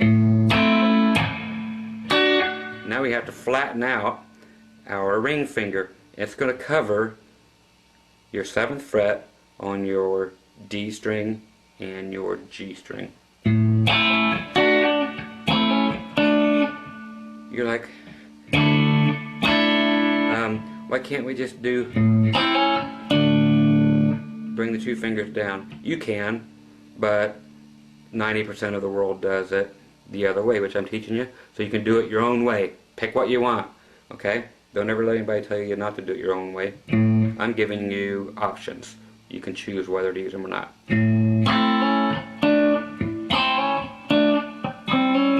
Or you can go and just drop the 2 fingers down like you were doing over here. It's up to you. The reason I do it is because of this, which you'll be able to do later. Or, now, heck with it, we'll do it now. Okay? So, otherwise everything is picked exactly the same. That's why I'm not showing you this. I'll show it to you. Why? Because we're here.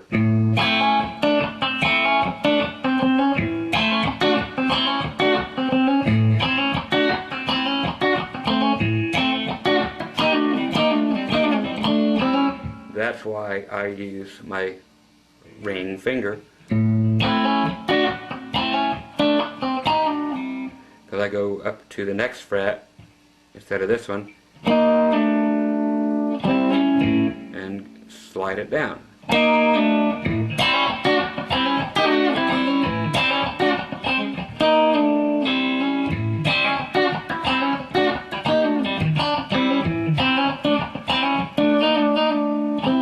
Okay, so it just creates some cool stuff.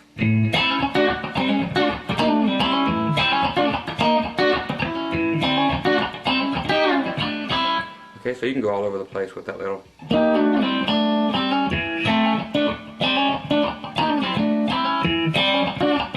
Okay, so that's how you play that kind of rhythm.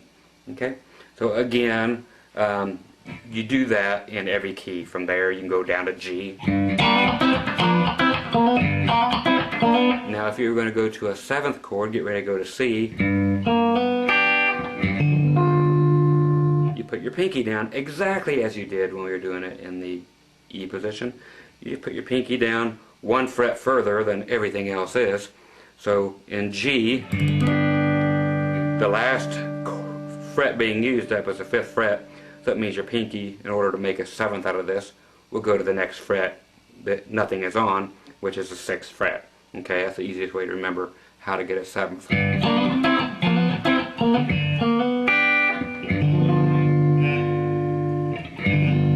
And then we go to C. Back to G.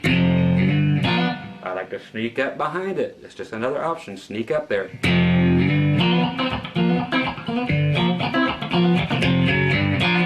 Okay, so sneak up there.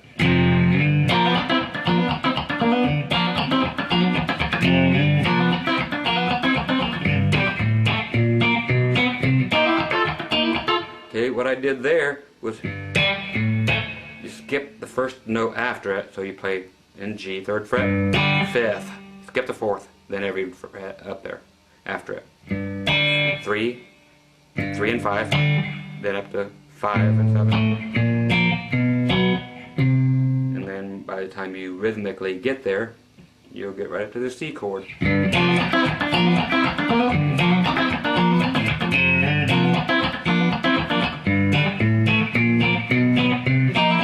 It automatically goes there if you skip that 1 fret. So skip the 4th fret and go to the 5th. And just boom, boom, that, boom, that, boom, that. And when you get there, you'll automatically be in C. Okay? So that's how you get there. The bass player will probably be playing the same notes. If you want to know, ask him. Okay? And have him show you what he's playing, because you might want to play what he's playing later, because you don't want to do this through the whole song. It gets old, so you need other things. So now you're back to this G. Back to those chords that I showed you an hour and a half ago. Okay? So these are all things that you can do in every song, but pick and choose what you need, and most importantly, know when to shut the heck up. I know I should learn to do that. I wish I could shut up and still teach at the same time. Everybody's always like, you talk too much. Well, I'm here to teach. If I was to shut up, you wouldn't learn anything. Okay? So, there's that answer. I talk fast, maybe, but I have to talk in order to teach you people. So, quit writing me notes and saying, quit talking so much. Okay? Okay, yeah, you got me on one of those. Okay, so more options for this kind of song. Come on, Johnny. Drink up, folks.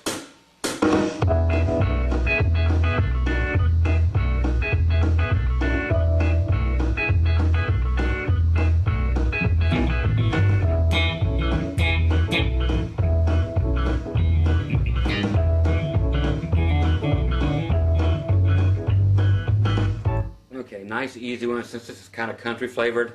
It don't matter whether you use a pick or whether you don't. I'll teach you one without a pick real quick. It's kind of based on what he's already doing. We're back in E.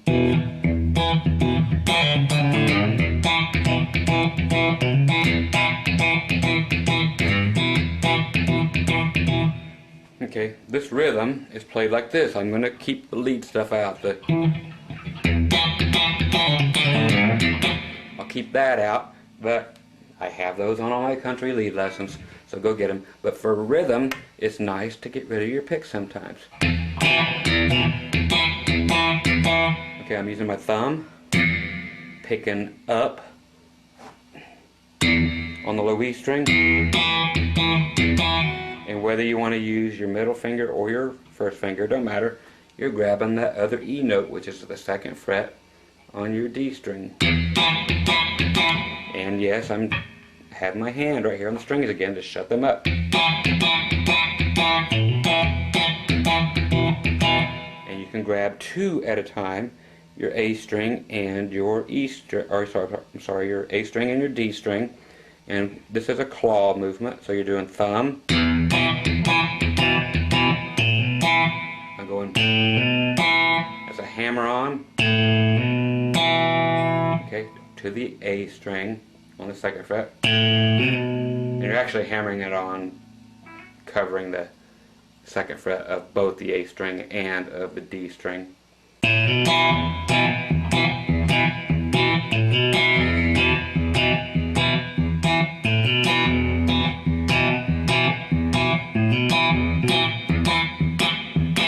Okay, so depending on how you want to do that, okay?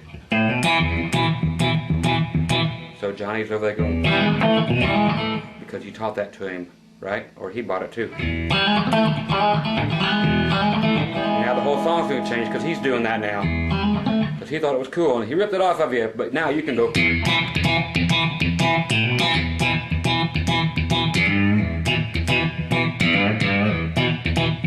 Okay? Or you can go right back to the key thing. While Johnny's stealing your licks. Okay? So there's a bunch you can do right there. Other things that will always be very, very useful are called the 9th chords. Okay? These can get you everywhere in almost any kind of music. Okay? Even the stuff we're playing now. Okay, let's teach you a 9th chord if you don't know one. Let's do one in the key of, I don't know, let's go to C. I'm sorry. Yeah, let's do it in C. I'll be doing something in the key G under it, but let's show you a C9. Okay? This is a goofy chord, but this is the chord that rhythm players must have. If you don't have this, you might as well quit playing guitar. Okay? Let's build it. Middle finger, 3rd fret, A string. That's your C note. First finger, 2nd fret, D string. Now all the rest is going to be your ring finger barred across 3rd fret, across your G string, across your B string, and across your E string. Okay, that will be that. Now you put those other two down. Again, 3rd fret. They're all over the place, but you have to get underneath here so you can hear that D string. So you need to hear all 5 strings. Make sure you hear them. That's going to be the one that's going to be hardest to hear, is the D string.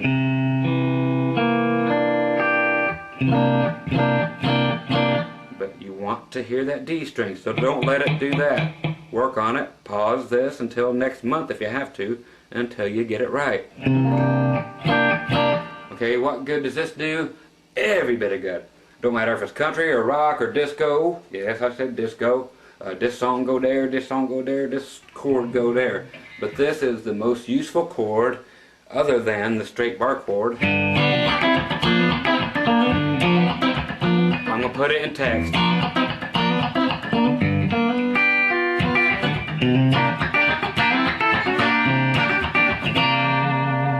That is your C9 that I just taught you. Okay?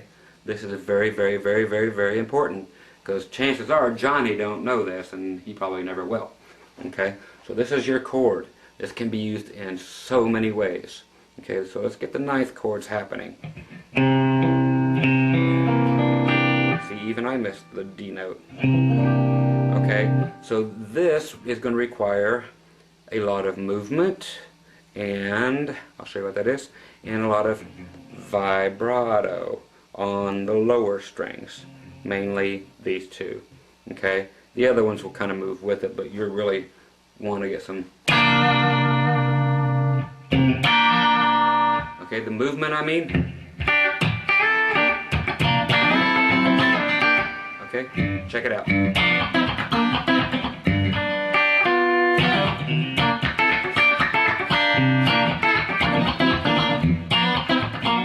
Now here's a D9.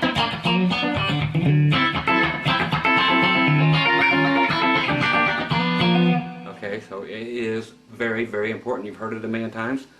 That's how you play it. It is simply how you do it now with your right hand. The rhythm. These are chords. This is rhythm over here. Okay, so this part is very important now. Okay, so we have to concentrate on that. Again, more Ethiopian clicking, talking sounds.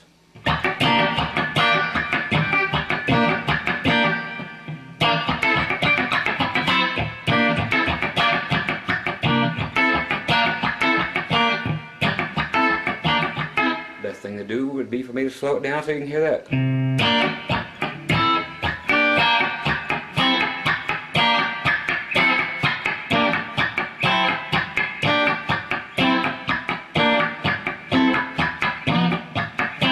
Mainly muting by lifting up this just enough to make it click. So basically my hand is almost off the guitar strings.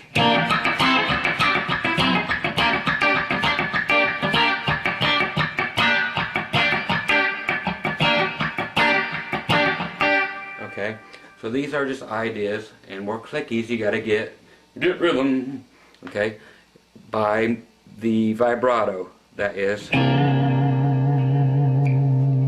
it looks cool to move your guitar too.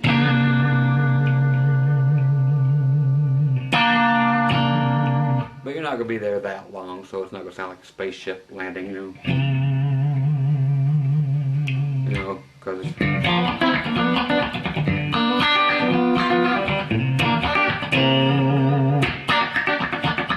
just that much, okay?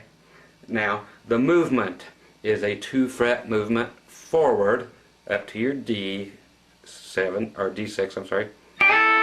So you take the whole chord and move it up there. You can play as many or as few strings as you want, one string at a time if you want. First of all, let's do the whole chord from C9 up to, okay, doing these.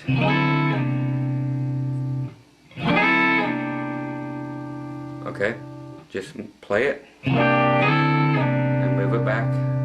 Okay, so that again is a good place to pause till you get it, because they all have to keep ringing, even the D string. Okay, now do it one string at a time.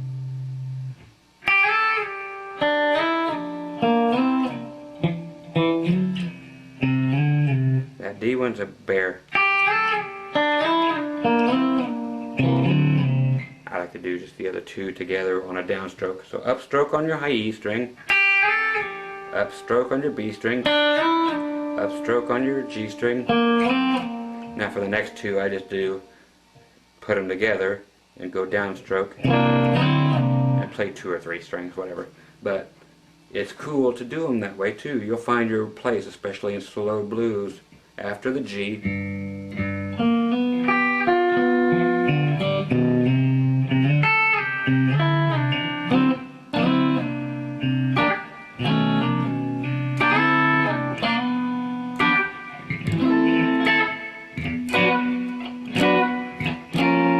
Now another, there's one.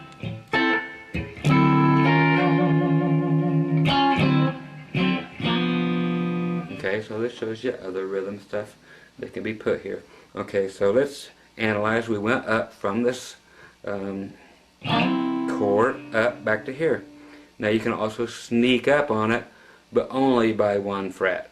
Okay, we can go 2 frets this way. Never go 1 fret. Always go 2 if you're going traveling with this chord, okay? But come sneaking into it, sneak into it behind 1 fret.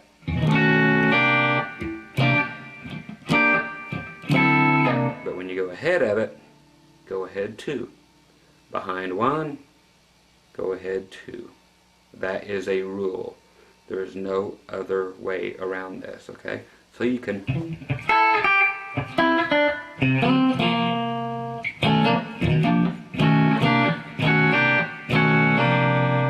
okay, so that is a rule, okay, musical rule. We can't change it. Okay, so again, really slowly, here's the G bar chord with the 7th in there. Then we go to the 9th chord. Okay, it's cool also to do 2 strings at a time. I'm doing the E and the B strings, those 2 high ones. Now the next 2. Now the next 2. Now the next 2. Back to the G. Now when you get to the D9, which is the same as the C, but move it up 2. You can actually go up 1. Okay, this is the exception to the rule because we're not in D anymore. We're in D. When the rest of the band goes down to C, you're actually allowed to, because that weird scale is a minor scale, but you're actually allowed to, even though Johnny went back to C, probably a regular C chord, you're allowed to at that moment to go up 1 fret, which becomes kind of a minor chord. It's an E flat minor 6 thing, or minor 9, that you don't need to know about, but you need to know that you can go there when the rest of the band goes back to C. You can go ahead and go up the 1 fret, okay, because you've heard this a million times. That's G, here's C, and G. Okay, I'll get to the end of this now from D. The rest of the band goes to C. You can go to get back to C that way. Up 1 from the D to the D, back to C. So you hit C 1 time before you go finally back to G. So you actually caught up with Johnny. Okay, so that is your little 9th chord lessons. But again, to make them relative to the song that we were just doing, check it out. I'm sorry, I better find one that's actually in the key of G.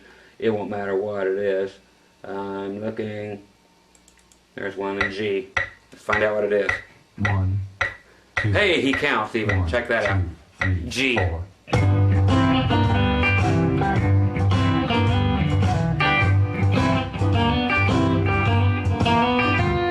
ninth. Okay, he's staying there. In G. Now he's in C. Back to G. Now D. D9.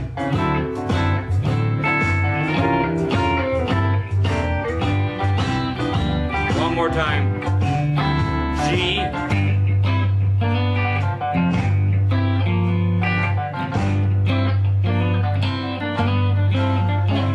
C9.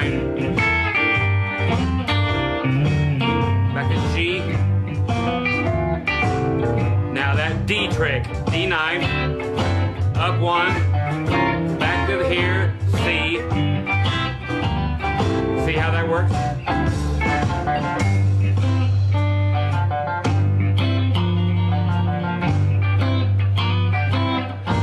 Just what I taught you.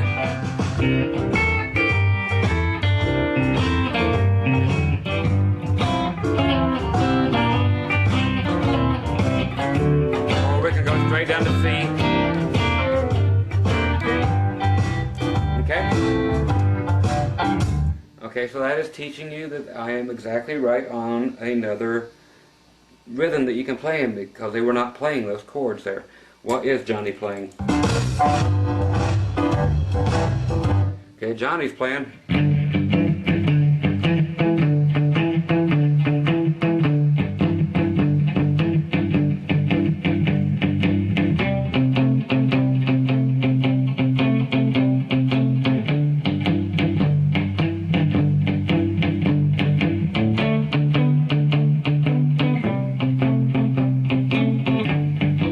For those of you who do not know that, for whatever reason, here it is really quick. Straight blues type of stuff.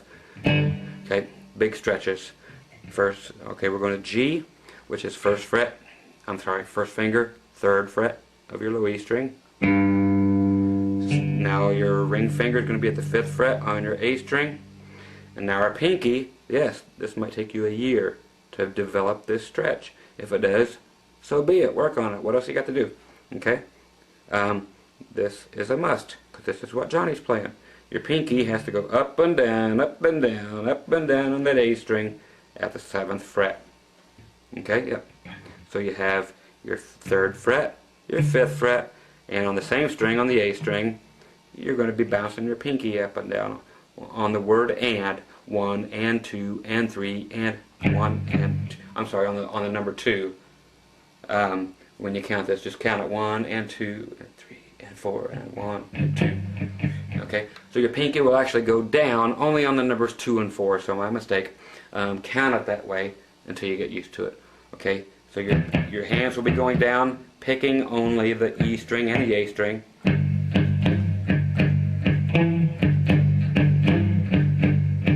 Now your pinky is going down on, if you count 1 and 2 and 3 and 4 and 1 and 2 and 3 and 4, and your pinky will be down only, and then out of there, on the number 2 and the number 4. Okay, 1 and 2 and 3 and 4 and 1 and 2 and 3 and 4 and 1 and 2 and, it's not even there for the and after it. You got to get it out of there.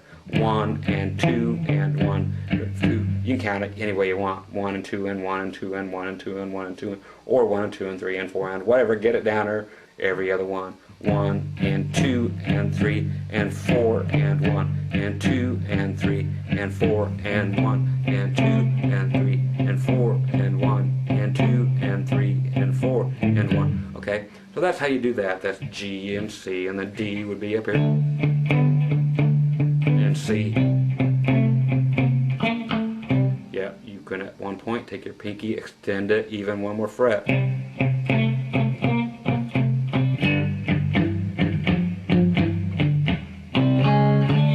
Okay, so Johnny's down there doing that. But we're doing.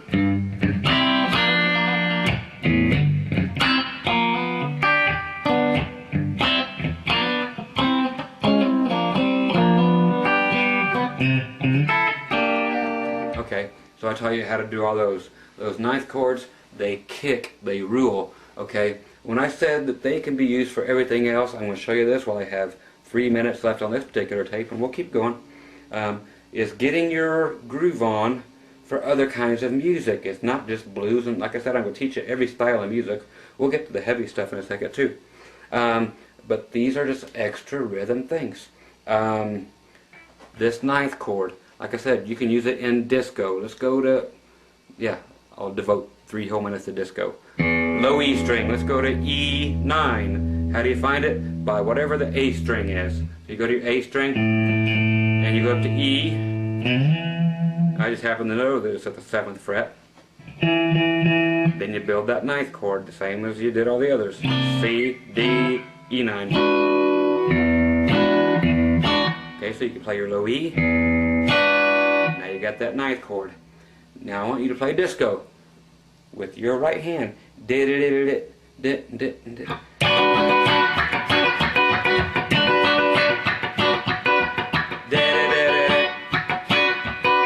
so it's down, up, down, up, down.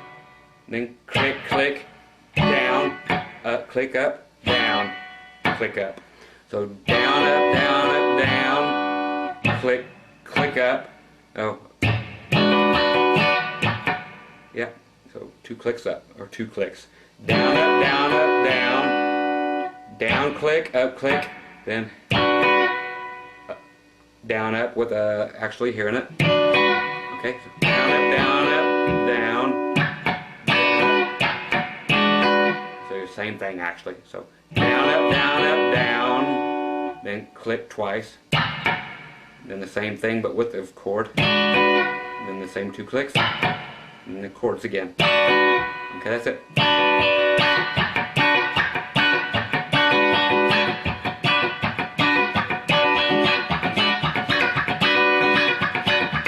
You know, what makes this really convincing is the sliding into it by 1 note.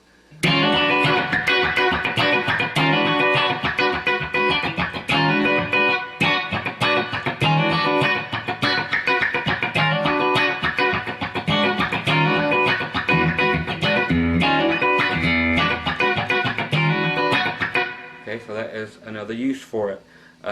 Another thing that you might end up doing later is actually adding, if you know how to play the E chord here, you know, so just D chord, move it up and make it a 7th, okay, which is G string 4, 3 on the B, and 4 on the E, and take that up a whole octave.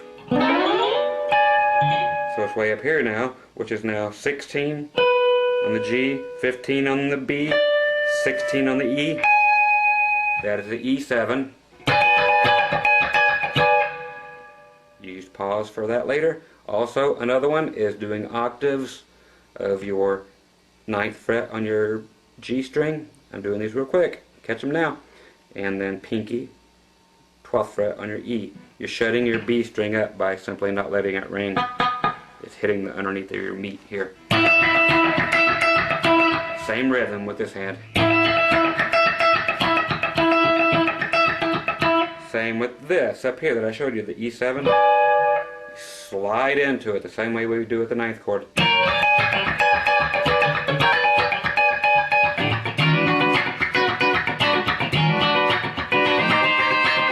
Okay, another exception. I just went up 1 fret from the E9.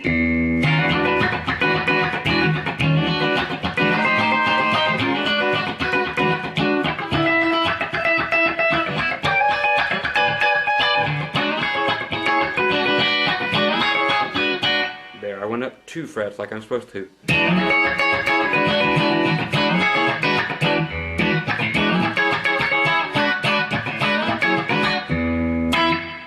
Okay, so those are fun with the 9th chords. We may show some more. I'm changing another tape. We'll be back in just a couple seconds. Okay, here we go. Okay, we're back from getting our disco on real quick, and I just had to show you that because you will use it. Trust me, you'll use it more than you can imagine.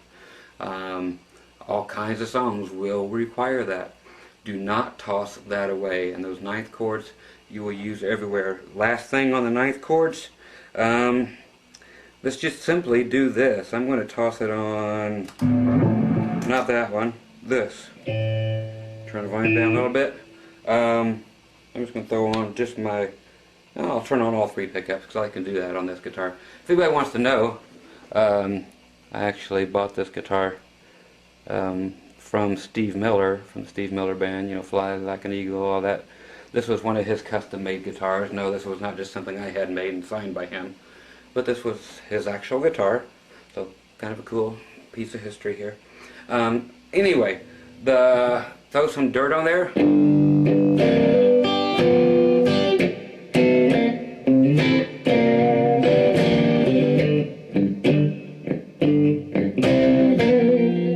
Okay, so that's where you're looking for it at.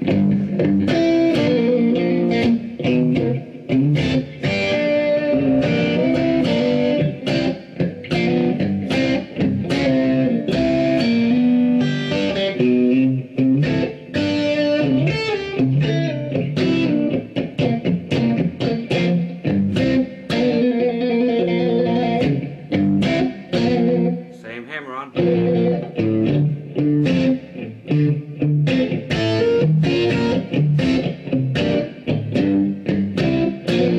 You're like, what's that? That's what I've been teaching you. I just threw on a little overdrive. Okay, so we are bluesing it out now. So the same song we were just now playing.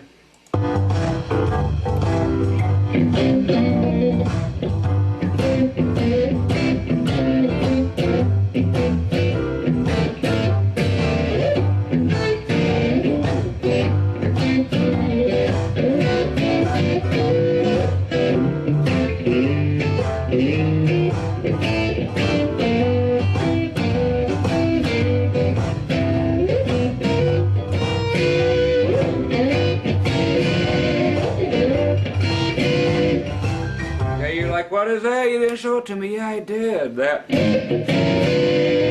Okay. Remember when I was showing you the disco just about 3 minutes ago? And I was up there doing the... Let's go back to the clean sound. Okay, so we were doing like this. And I was going... Okay, that was that 7th chord, which ended up being... Now I'm just doing it, and you did it up here. Now we're doing a G7 because we were in the key of G. So that can go anywhere. That's E7, F7, F sharp 7, G7. It goes all the way up. So that's on the G string, middle finger 7th fret, first finger B string 6th fret, and your ring finger 7th fret on the high E string.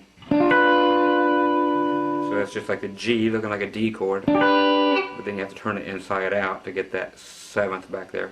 7th means just taking the root note, the G, taking it back 2 frets, and then making everything else the way it was, except for that. So instead of regular G, like we learned at the beginning of the lesson, it's that. Now you add a little bit of grunge on there, a little bit of dirt.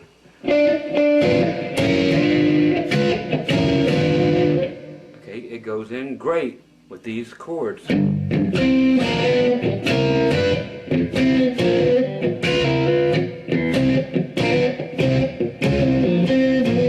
there's why I showed you how to do the finger movement instead of... Because you don't want to try to do all those fingers that way. If you use the one finger, it can go everywhere. That is called hammer-ons and pull-offs in rhythm. The same thing you're going doing that we've done before. Try to do that a whole bunch. Add it in there. Sliding into it.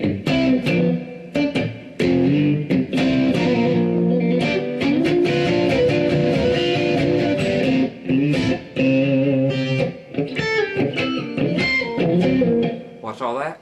One note at a time on that 9th chord. See?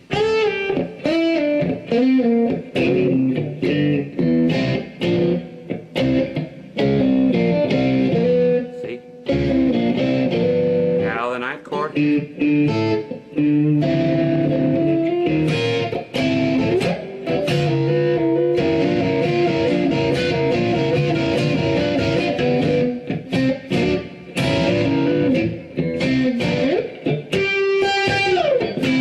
What was that? Just 2 2 G notes just like I did before with the disco. When you didn't think you would use it. Hey, it's cool now, huh? Okay, so now it's just a G note to a 12th fret on the G string, and then the G note on the high E string, which is a 15th fret. So now that I'm going,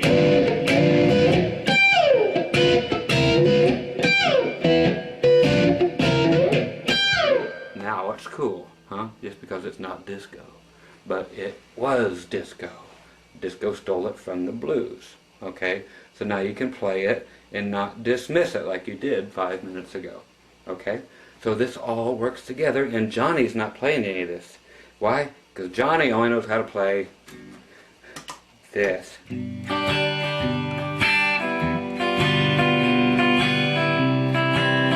Okay, so you're going to be kicking Johnny's booty here very shortly.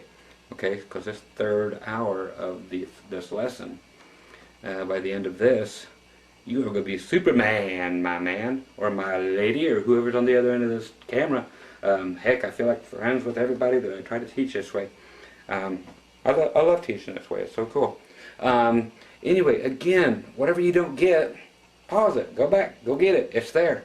Okay? Because I just keep steamrolling, man. There's so much to show you. Okay? Let's just click on something else now. Yeah, that's all I'm going to show you there. There's so much more to do with it. But go do it. Okay? Learn something. Take it. Turn it inside out. Turn it upside down. Play it backwards. I don't care. Those are the chords. That's how stuff to play. And that's what guitar player number 1 is not playing. So you're playing something different. Make it different. Make it your own. I gave you stuff that's mine. Okay? Or stuff that I've learned from listening to somebody else. Now take it. Make it yours. Play your own rhythms, but make it work with what Johnny's playing over there. And if there's Johnny and your name's Johnny, this could be fun. Okay. What does this say? This is something in the key of D. Let's see what we got.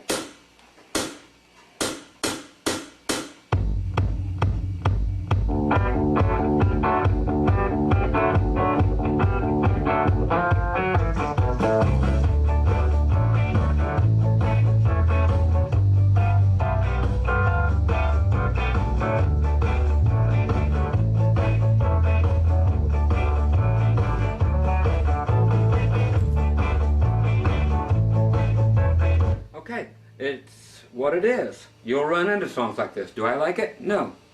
I don't like it at all. It's very 60s sounding or 50s sounding, more 60s. Beachy music maybe. So we have to tackle everything. So let's tackle it. I'm clicking stuff out of the air. Okay? But there's not much in the way of good rhythm going on. This is in the key of G, so it's going to have G, D, and A in it.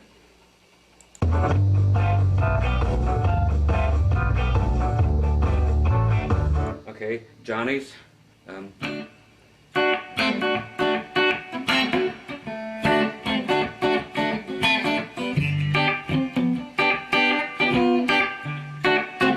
Okay, so what they're doing there are doing 7th chords, is what you're hearing. You're hearing the major chord like D7.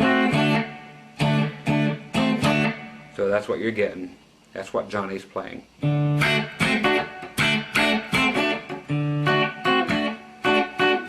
Then G7. Maybe I'll show you how to put that on there on the next fret that's not being used. So up on the 6th fret for this one. Got the D7. Now A7. That's doing the A. You can do regular A and pick up your middle finger, or A and add your pinky to the 3rd fret.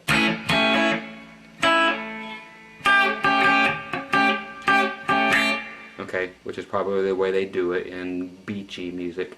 Okay, so now we need to find something that Johnny's not playing, correct? Okay, we've established what he's playing. You just listen to it.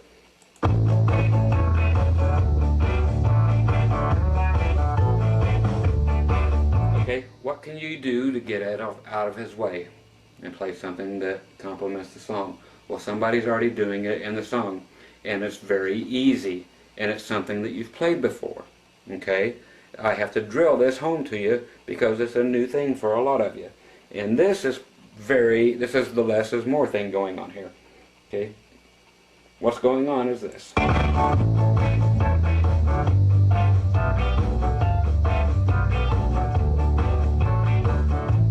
it's got that cheesy keyboard over there going too.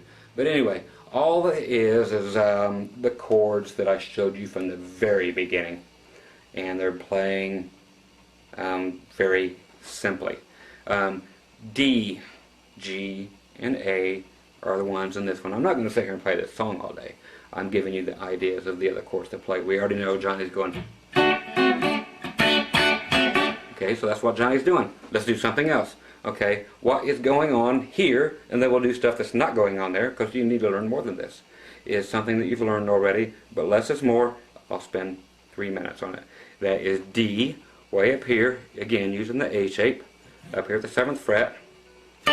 And we're going to use our pinky up here to the 10th fret on the E string and the B string. Okay, so we're covering 2 fingers there. They're all up strokes. Now G. Okay, how'd I do that? Like we did 2 hours ago. 2 hours and 12 minutes ago we did this. You add, you get that out of the light. Put your first or middle finger here on the 8th fret of your B string. And now we go to the 9th fret with your ring finger on the D string. Okay, that's G. That note names it, your B string names it. It's just like doing this. You can still do that if you want. It looks like a D chord. So we did a D first, adding the pinky way up here. If you want to go to G like this, using a D chord you can, or you can just simply put those 2 fingers down. Back to D.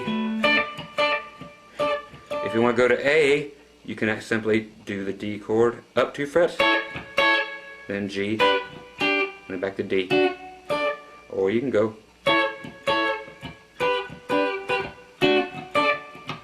Okay, so that's all it is just doing accents. And I'll toss them in, just to do it in context. Then we'll show you stuff that can also be there. I'm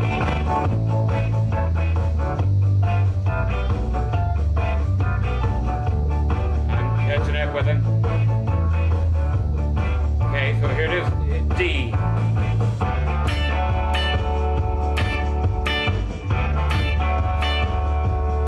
G.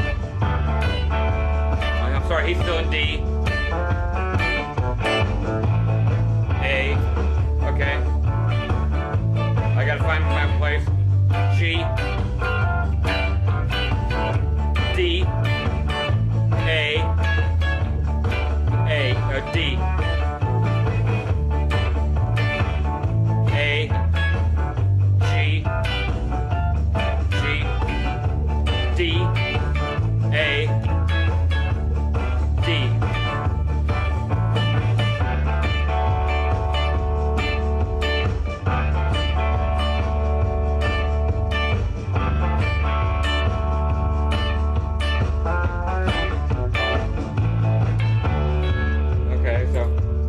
Very strange chord pattern that they came up with, but those would be your inflections. That is another thing, another term, musical term. Your inflections, your way of doing it, your own groove, your own vibe, your own way of getting groovy.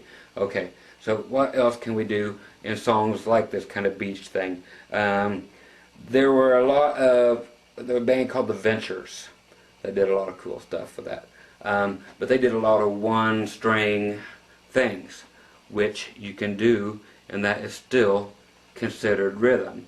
Okay, what we can do is do a rhythm with a moving bass line. Okay, this is cool. Bass player is doing this.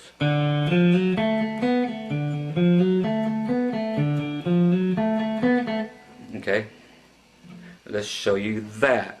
Open D string twice, then go on to do what's called a hammer-on again, from 3 to 4 on the D string. So now on the G string twice, 2nd fret, then 4th fret, back to 2nd fret. That's it.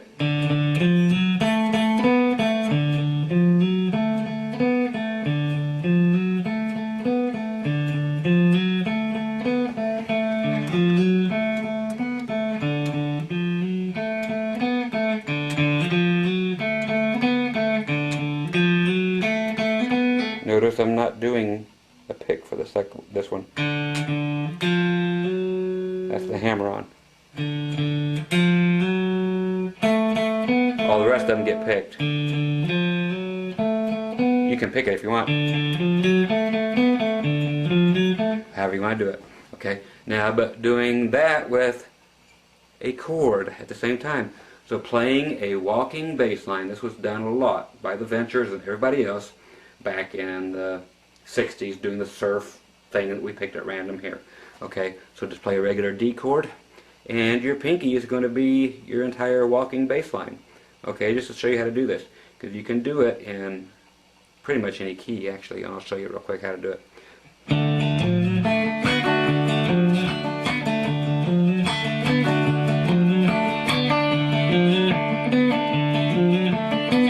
Okay, so that's something different than Johnny's going to be doing, that's for dang sure. Okay, so it is using the D chord, and you play that bass line that I just showed you. And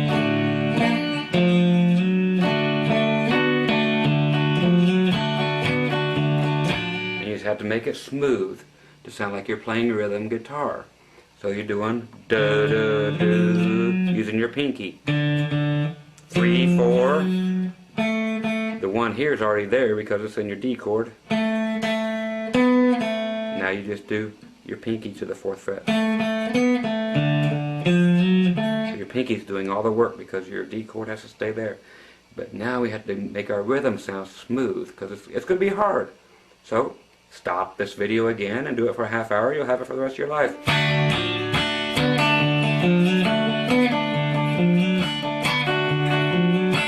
So it sounds like there's 2 people going, and now that you're mocking the bass identically, hopefully, tell the bass player to do this, if this is what you're doing, you know, whatever the case may be. But you guys lock in, and it will really fill up the song because you're an octave or 2 higher than your bass player. So it sounds like you guys have really worked on this song a long time, which you should, because you need to lock in with somebody. But don't ever be doing what Johnny's doing, okay? Don't ever do what Johnny's doing. No 2 people should ever be playing the same rhythm thing. Ever. Ever, ever, ever. There's no need for it.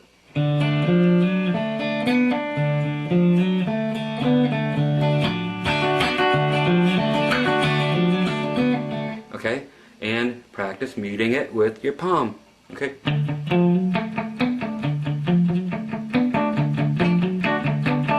And guess what? Toss on a lot of this.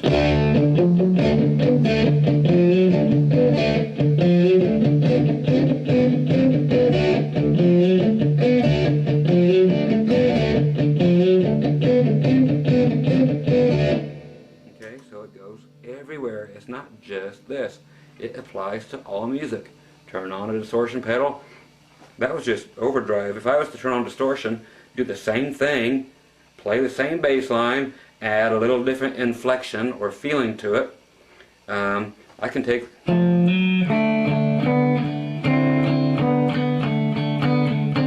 I can make my pinky go up 1 more fret up to that 5th fret, which is very cool to do.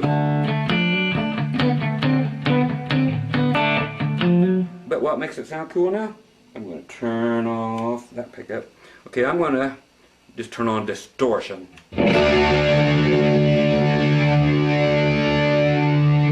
What am I going to do with that? I don't know yet. But I'm going to play what I just played, and I'm going to mess around and make it mine.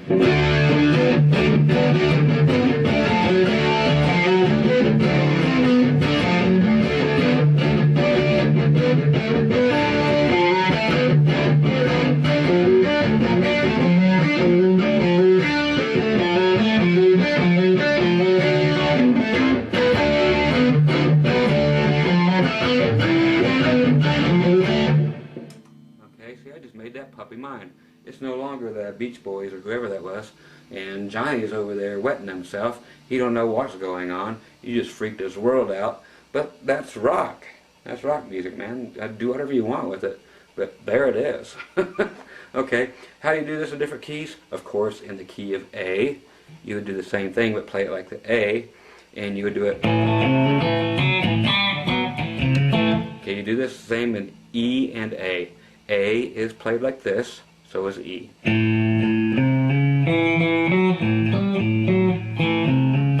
Okay, this is going to do a hammer on 3rd, 4th fret on your A string. Let's learn the bass part first. The rhythm part's easy. Twice on the A string, then 3, 4, then twice on the 2nd fret of your D string. And same as you were doing before. You're just up on a different string, so it's no difference. Okay? Then D string, twice on the 2nd fret, once on the 4th fret, back to the 2nd fret, then start over. Then you can add one extra note. Okay, so it's exactly like what we did in D. But now it's, so the moving bass line is exactly the same. It does not change, except for it starts on the A string instead of the D string. So now we're doing an A.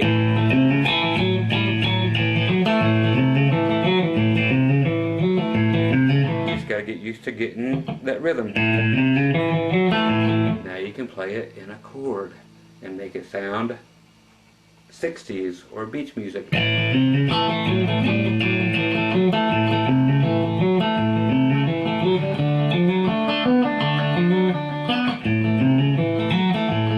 Now E is the same thing.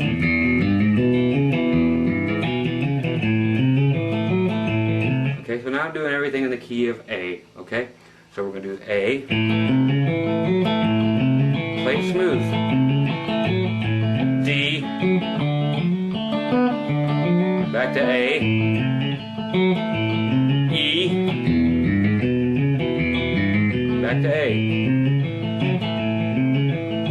Okay, very easy to make sound smooth, whether it's on acoustic or electric, it doesn't matter, okay?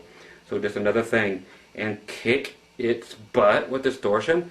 It's a whole new world, so I'm just showing you the bare bones of all this other stuff that Johnny's not playing that you can be doing. And with a simple click of a foot switch, I don't know what kind of band you're in, or whatever, or what your situation is, but if you need distortion through every one of these, turn it on. Here we go, in A.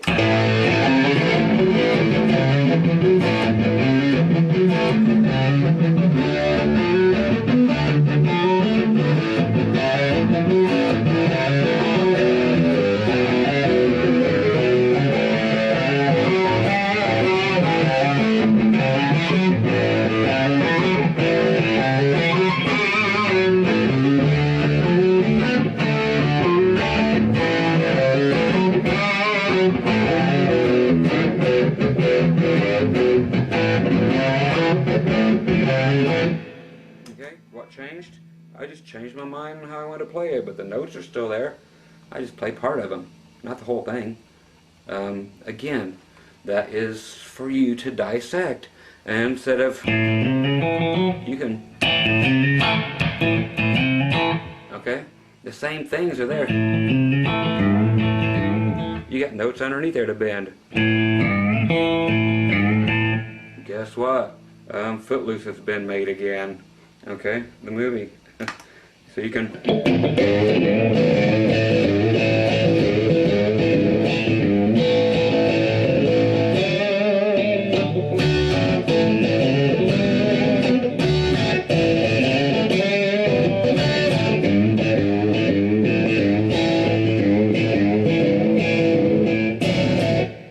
Okay, this is the same chords I've been teaching you. So it's just a matter of putting more bass lines in, and you hear it. After I went up one extra note, I've been doing this all along, but it's just a matter of how you hear it in your head.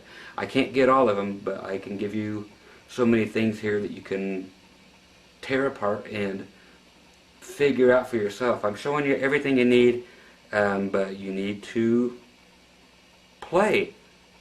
That's why they call it playing guitar, not working guitar. It's playing, is all it is.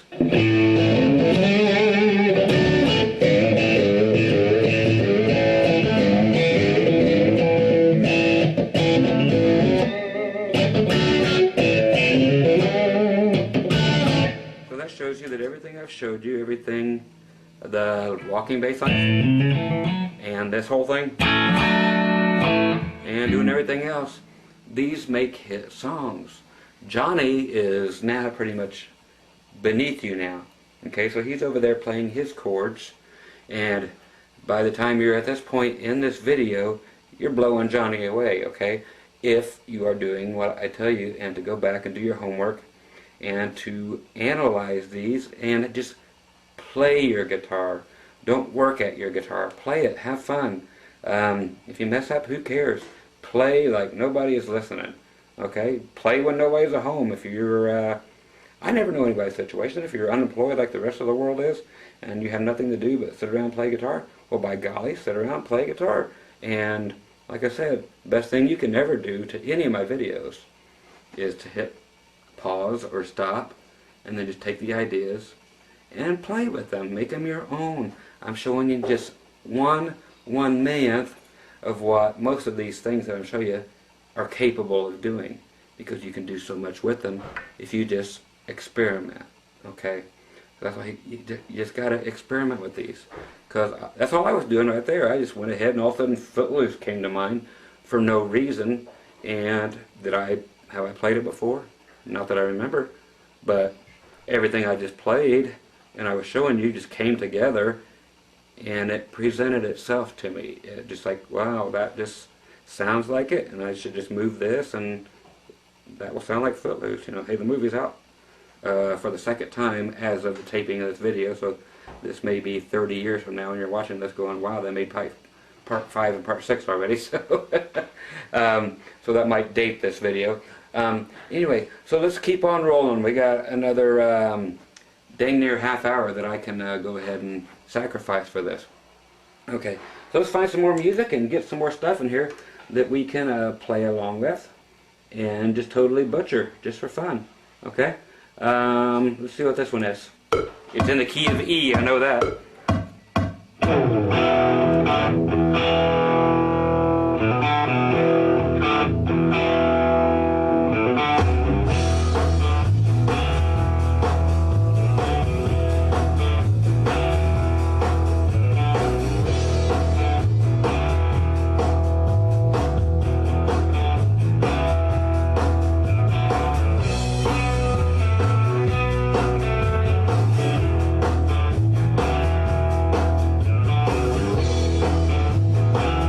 Okay, I hear it, and this is the first time I've heard it, and that's just what it's about.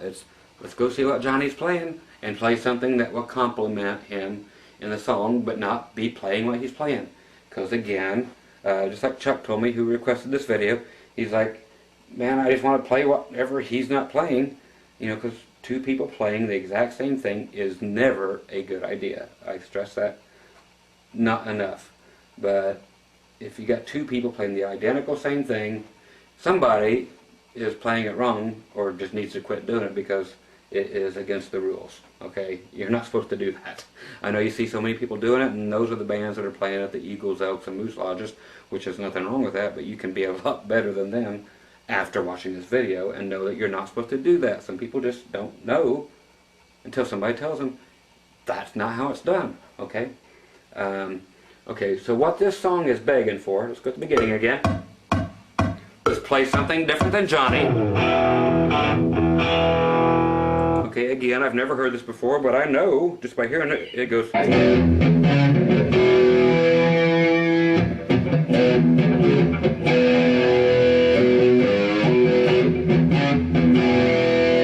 Because, why? I hear things and I can play them right away. It gets that way after 35 years. You know, it's just...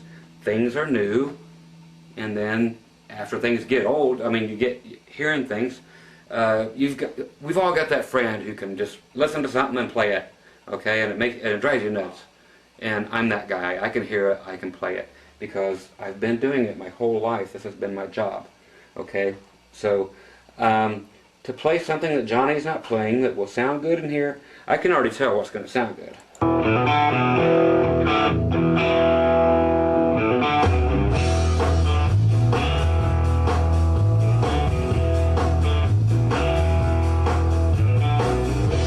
what is going to sound good in here are going to be counter beats or counter notes.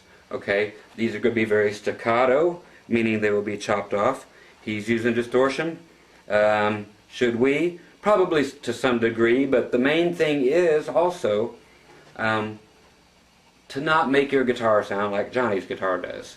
So if Johnny's over there playing Les Paul, best thing you can do is probably play a Strat or something like this guitar here. That's going to sound a whole lot different. And he's got this much distortion on there.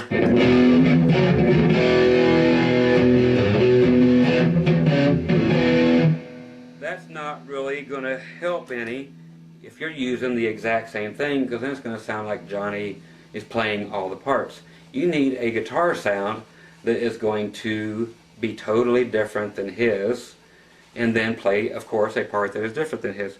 So let's go to an overdrive instead, okay, which will, I'll try this. So it's almost clean, actually. Okay, now let's find out what works. I know it's going to be a counter rhythm, staccato. Again, staccato means something sharp. Okay, first thing that comes to my mind when I'm hearing this are those ninth chords that I showed you, the disco chords. Okay, disco's here, disco there. Okay, you don't have to think of it as disco stuff, but it is stuck in my head forever as disco chords, because I lived through the disco era and had to play guitar through the disco era. So let's play those chords. Let's go. We know we're in the key of E, so let's play an E9, which again, for a refresher, on your A string, right there with your middle finger up to the 7th fret. Now to the 6th fret with your first finger on your D string, and cover all the rest, your G, B, and E string, on the 7th fret. So it's this. Okay? This is all over the place, kids, and play that funky music.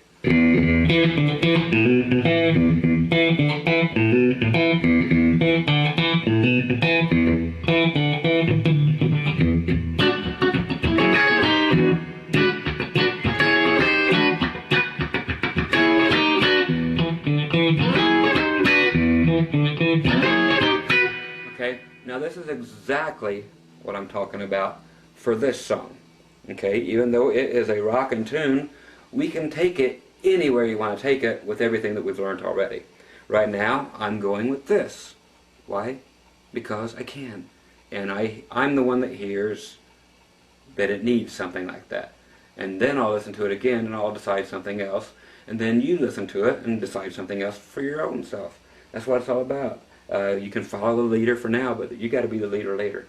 Okay? So check this out. I'm just going to play nothing but screwing around with that E9 chord and doing it staccato with that little bit of, it's not even distortion, it's overdrive, and it's barely there. It's almost clean.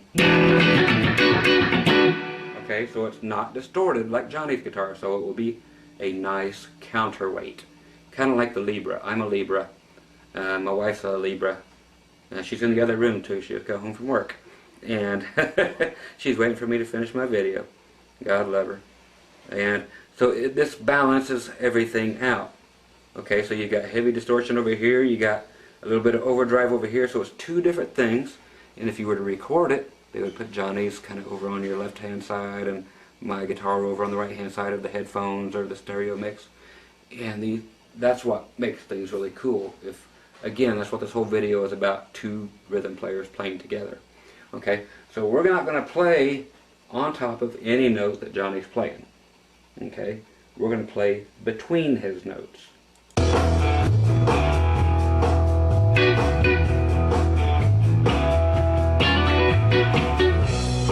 That's B.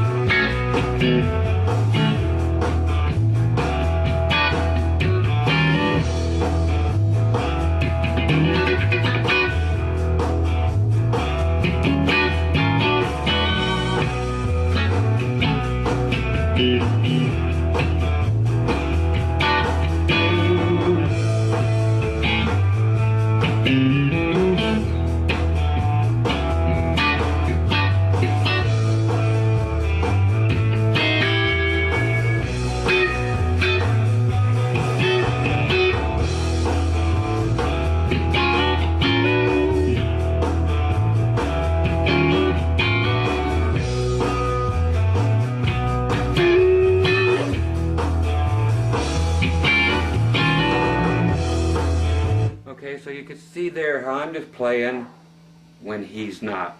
So he's over there rocking hard with that hard distortion, and I'm grabbing a whole different guitar sound, waiting for him to shut up to give me room to do something else. But yet we're both playing rhythm guitar. Nobody's playing lead. So one complements the other. Now if on top of this there are vocals, everything is fine to do that, but you got to dodge the vocals too and pick your spot where you can hit some notes where nobody is doing anything other than the bass player and the drummer, and find your spot and stick in whatever chord is going to sound best. It might not be that disco chord. That was one chord out of a million different E chords that you can play. The other things I was playing around with was the seventh chords, okay, which is always played a lot with those ninth chords. When we went up to A, I went up to, so it's like an A, looks like a D chord, but I just made it the seventh by going down twice and reforming the chord. Those were the other chords I was playing, were the sevenths. So let's just try a seventh in there, instead of the disco chord, instead of the ninth chord, okay? And again, it will be disco-esque sounding, but it might be blues sounding. Let me do that. I'll just turn on a blues sound.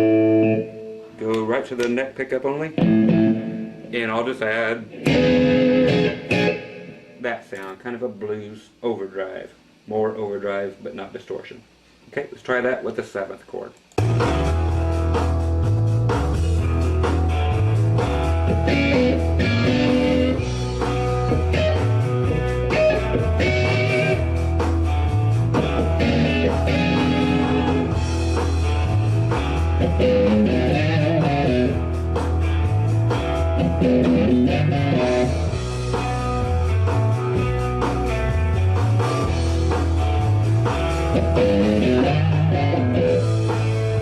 Okay, well, what did I do? I added in what we just did right before this. Okay, I just did our seventh, but then I went, which was just nothing but our, when we were doing the clean rhythms, doing this,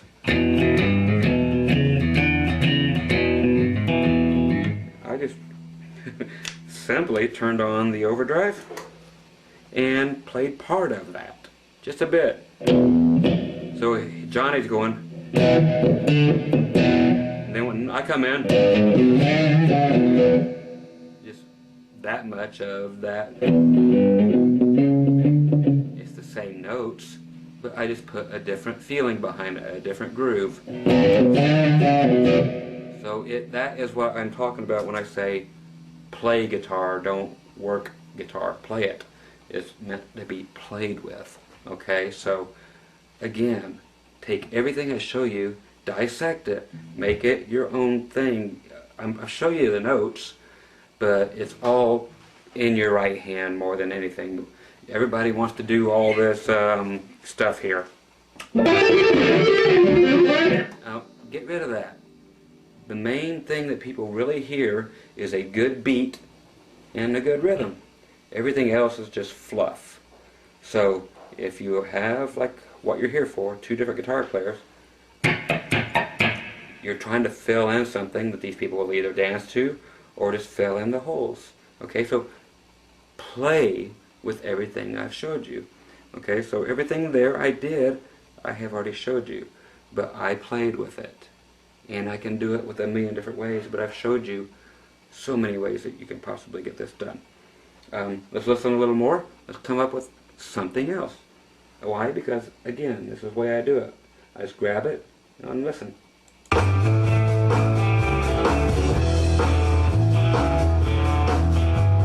Okay, something we did earlier also, this song's begging for. The 16th notes. Do you remember me talking about those? Okay, again, I want to go for a different guitar sound than Johnny's using with his distortion. I'm going to go back to the overdrive. Oh heck, this one's even got a crybaby on it. Check this puppy out.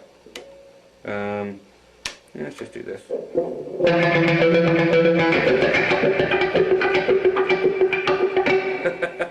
Okay, let's get out of there. Straight old overdrive. And remember, the 16th notes are the ones that are doing up and down on your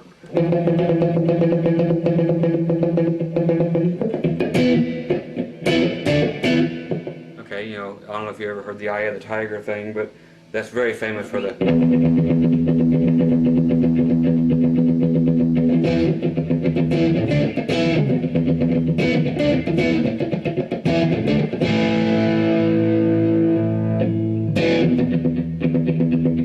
so that little 16th note thing, we're going to use it right here just to see how it fits. Does it have to go through the whole song? It's up to you, I don't care. Play with it. Okay, so let's start from the beginning. Johnny, hit it. I'm going to turn Johnny up. I'll do 16th notes for a little bit.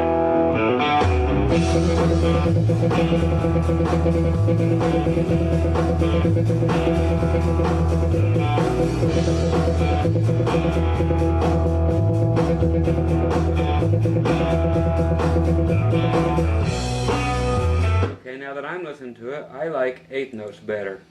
Okay, which is half of that.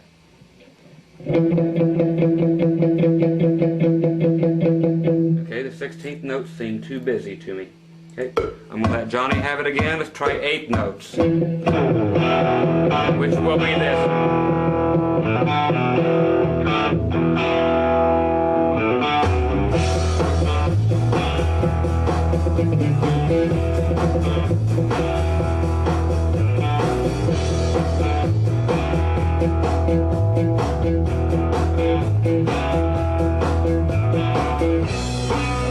Okay, now that I've got into it more, something else is hitting me better. Now I'm going all the way down to quarter notes, so I'm taking what I thought I would like and changed my mind twice already. Okay, I'm like a woman, I just change my mind every 2 seconds. So it's time for my third pair of shoes. Now with the little 16th notes went down to 8th notes, now I'm going down to quarter notes, which means half of them, but I'm going to play them on the wrong beat.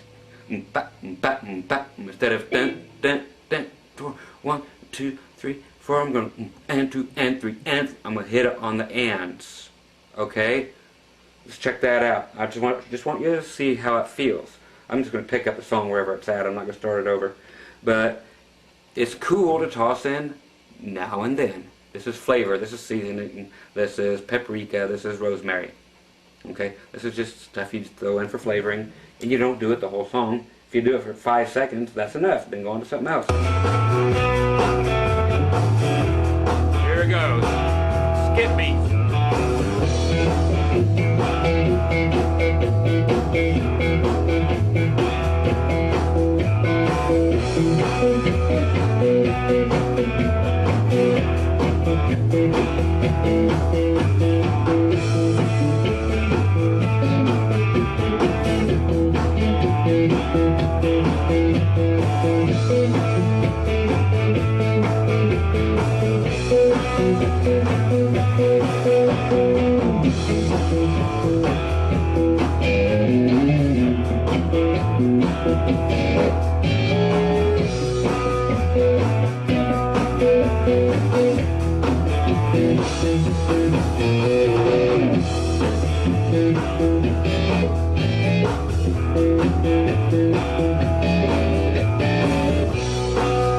Okay, so there you go, showing you how you can just throw that in. I like that one best. It's just a, and it's not distorted as much as Johnny's guitar. And then I threw in the E7.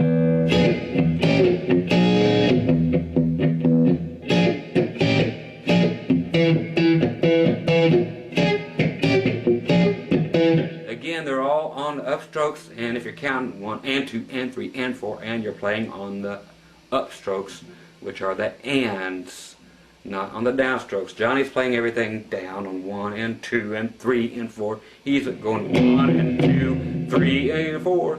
Okay, now you get to play in between those notes and play 1 and 2 and 3 and 4. 1 and 2 and 3 and 4. So So it's on the ands, as were my quarter notes. Okay. 1 and 2 and 3 and 4 and 5 and 1 and 2 and 3 and... Okay, again, just those two things. And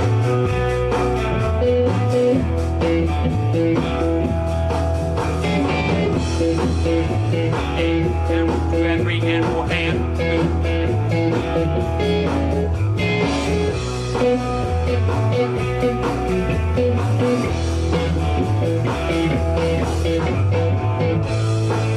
Okay, so that's just another way of getting you up there and playing on the skip notes, the every other note. So that's just a cool thing to do. And you're out of Johnny's way, and you're out of Johnny's tonal range. Okay, again, if he's using distortion, you use either a different kind of distortion or none at all, or a totally different type of guitar than what he's using, because you don't want any two guitars to sound the same. If he's using acoustic and you're using electric, all the better actually. Okay, but then again, if you're in a rock band, you might be using the, you know what to do now. So if there's an acoustic on stage, if there's not one, grab one. Now you do something on acoustic. Okay, and throw some flavor in. Okay, nobody says you can't put a little distortion on an acoustic guitar. It can be done, trust me. And PV actually makes some acoustic guitars with some whammy bars on them. So if you want to have some real fun, you can go there. Okay, I am going to do the one thing that I know everybody loves about me. I'm going to bang my guitar on the wall. I'm going to get right here. Yep, I am the world's worst camera guy, as you can tell right here. This is why you pay so much money for my videos. I'm doing this. Yeah, I don't edit. I just do it. Okay, so once again, I'm Scott Grove, and Chuck, thanks again for asking me to show you all these different rhythms and how to get out of somebody's way, okay, to take away the mud sound. Okay, so the main secret is, number one, use a different tone altogether, okay, than whoever else is on stage playing rhythm guitar, and to never play what they're playing, ever. No matter what they're playing, don't play it. You can play what the bass player is playing, that's cool. So talk to your bass player more than you talk to Johnny, okay, or whoever he is.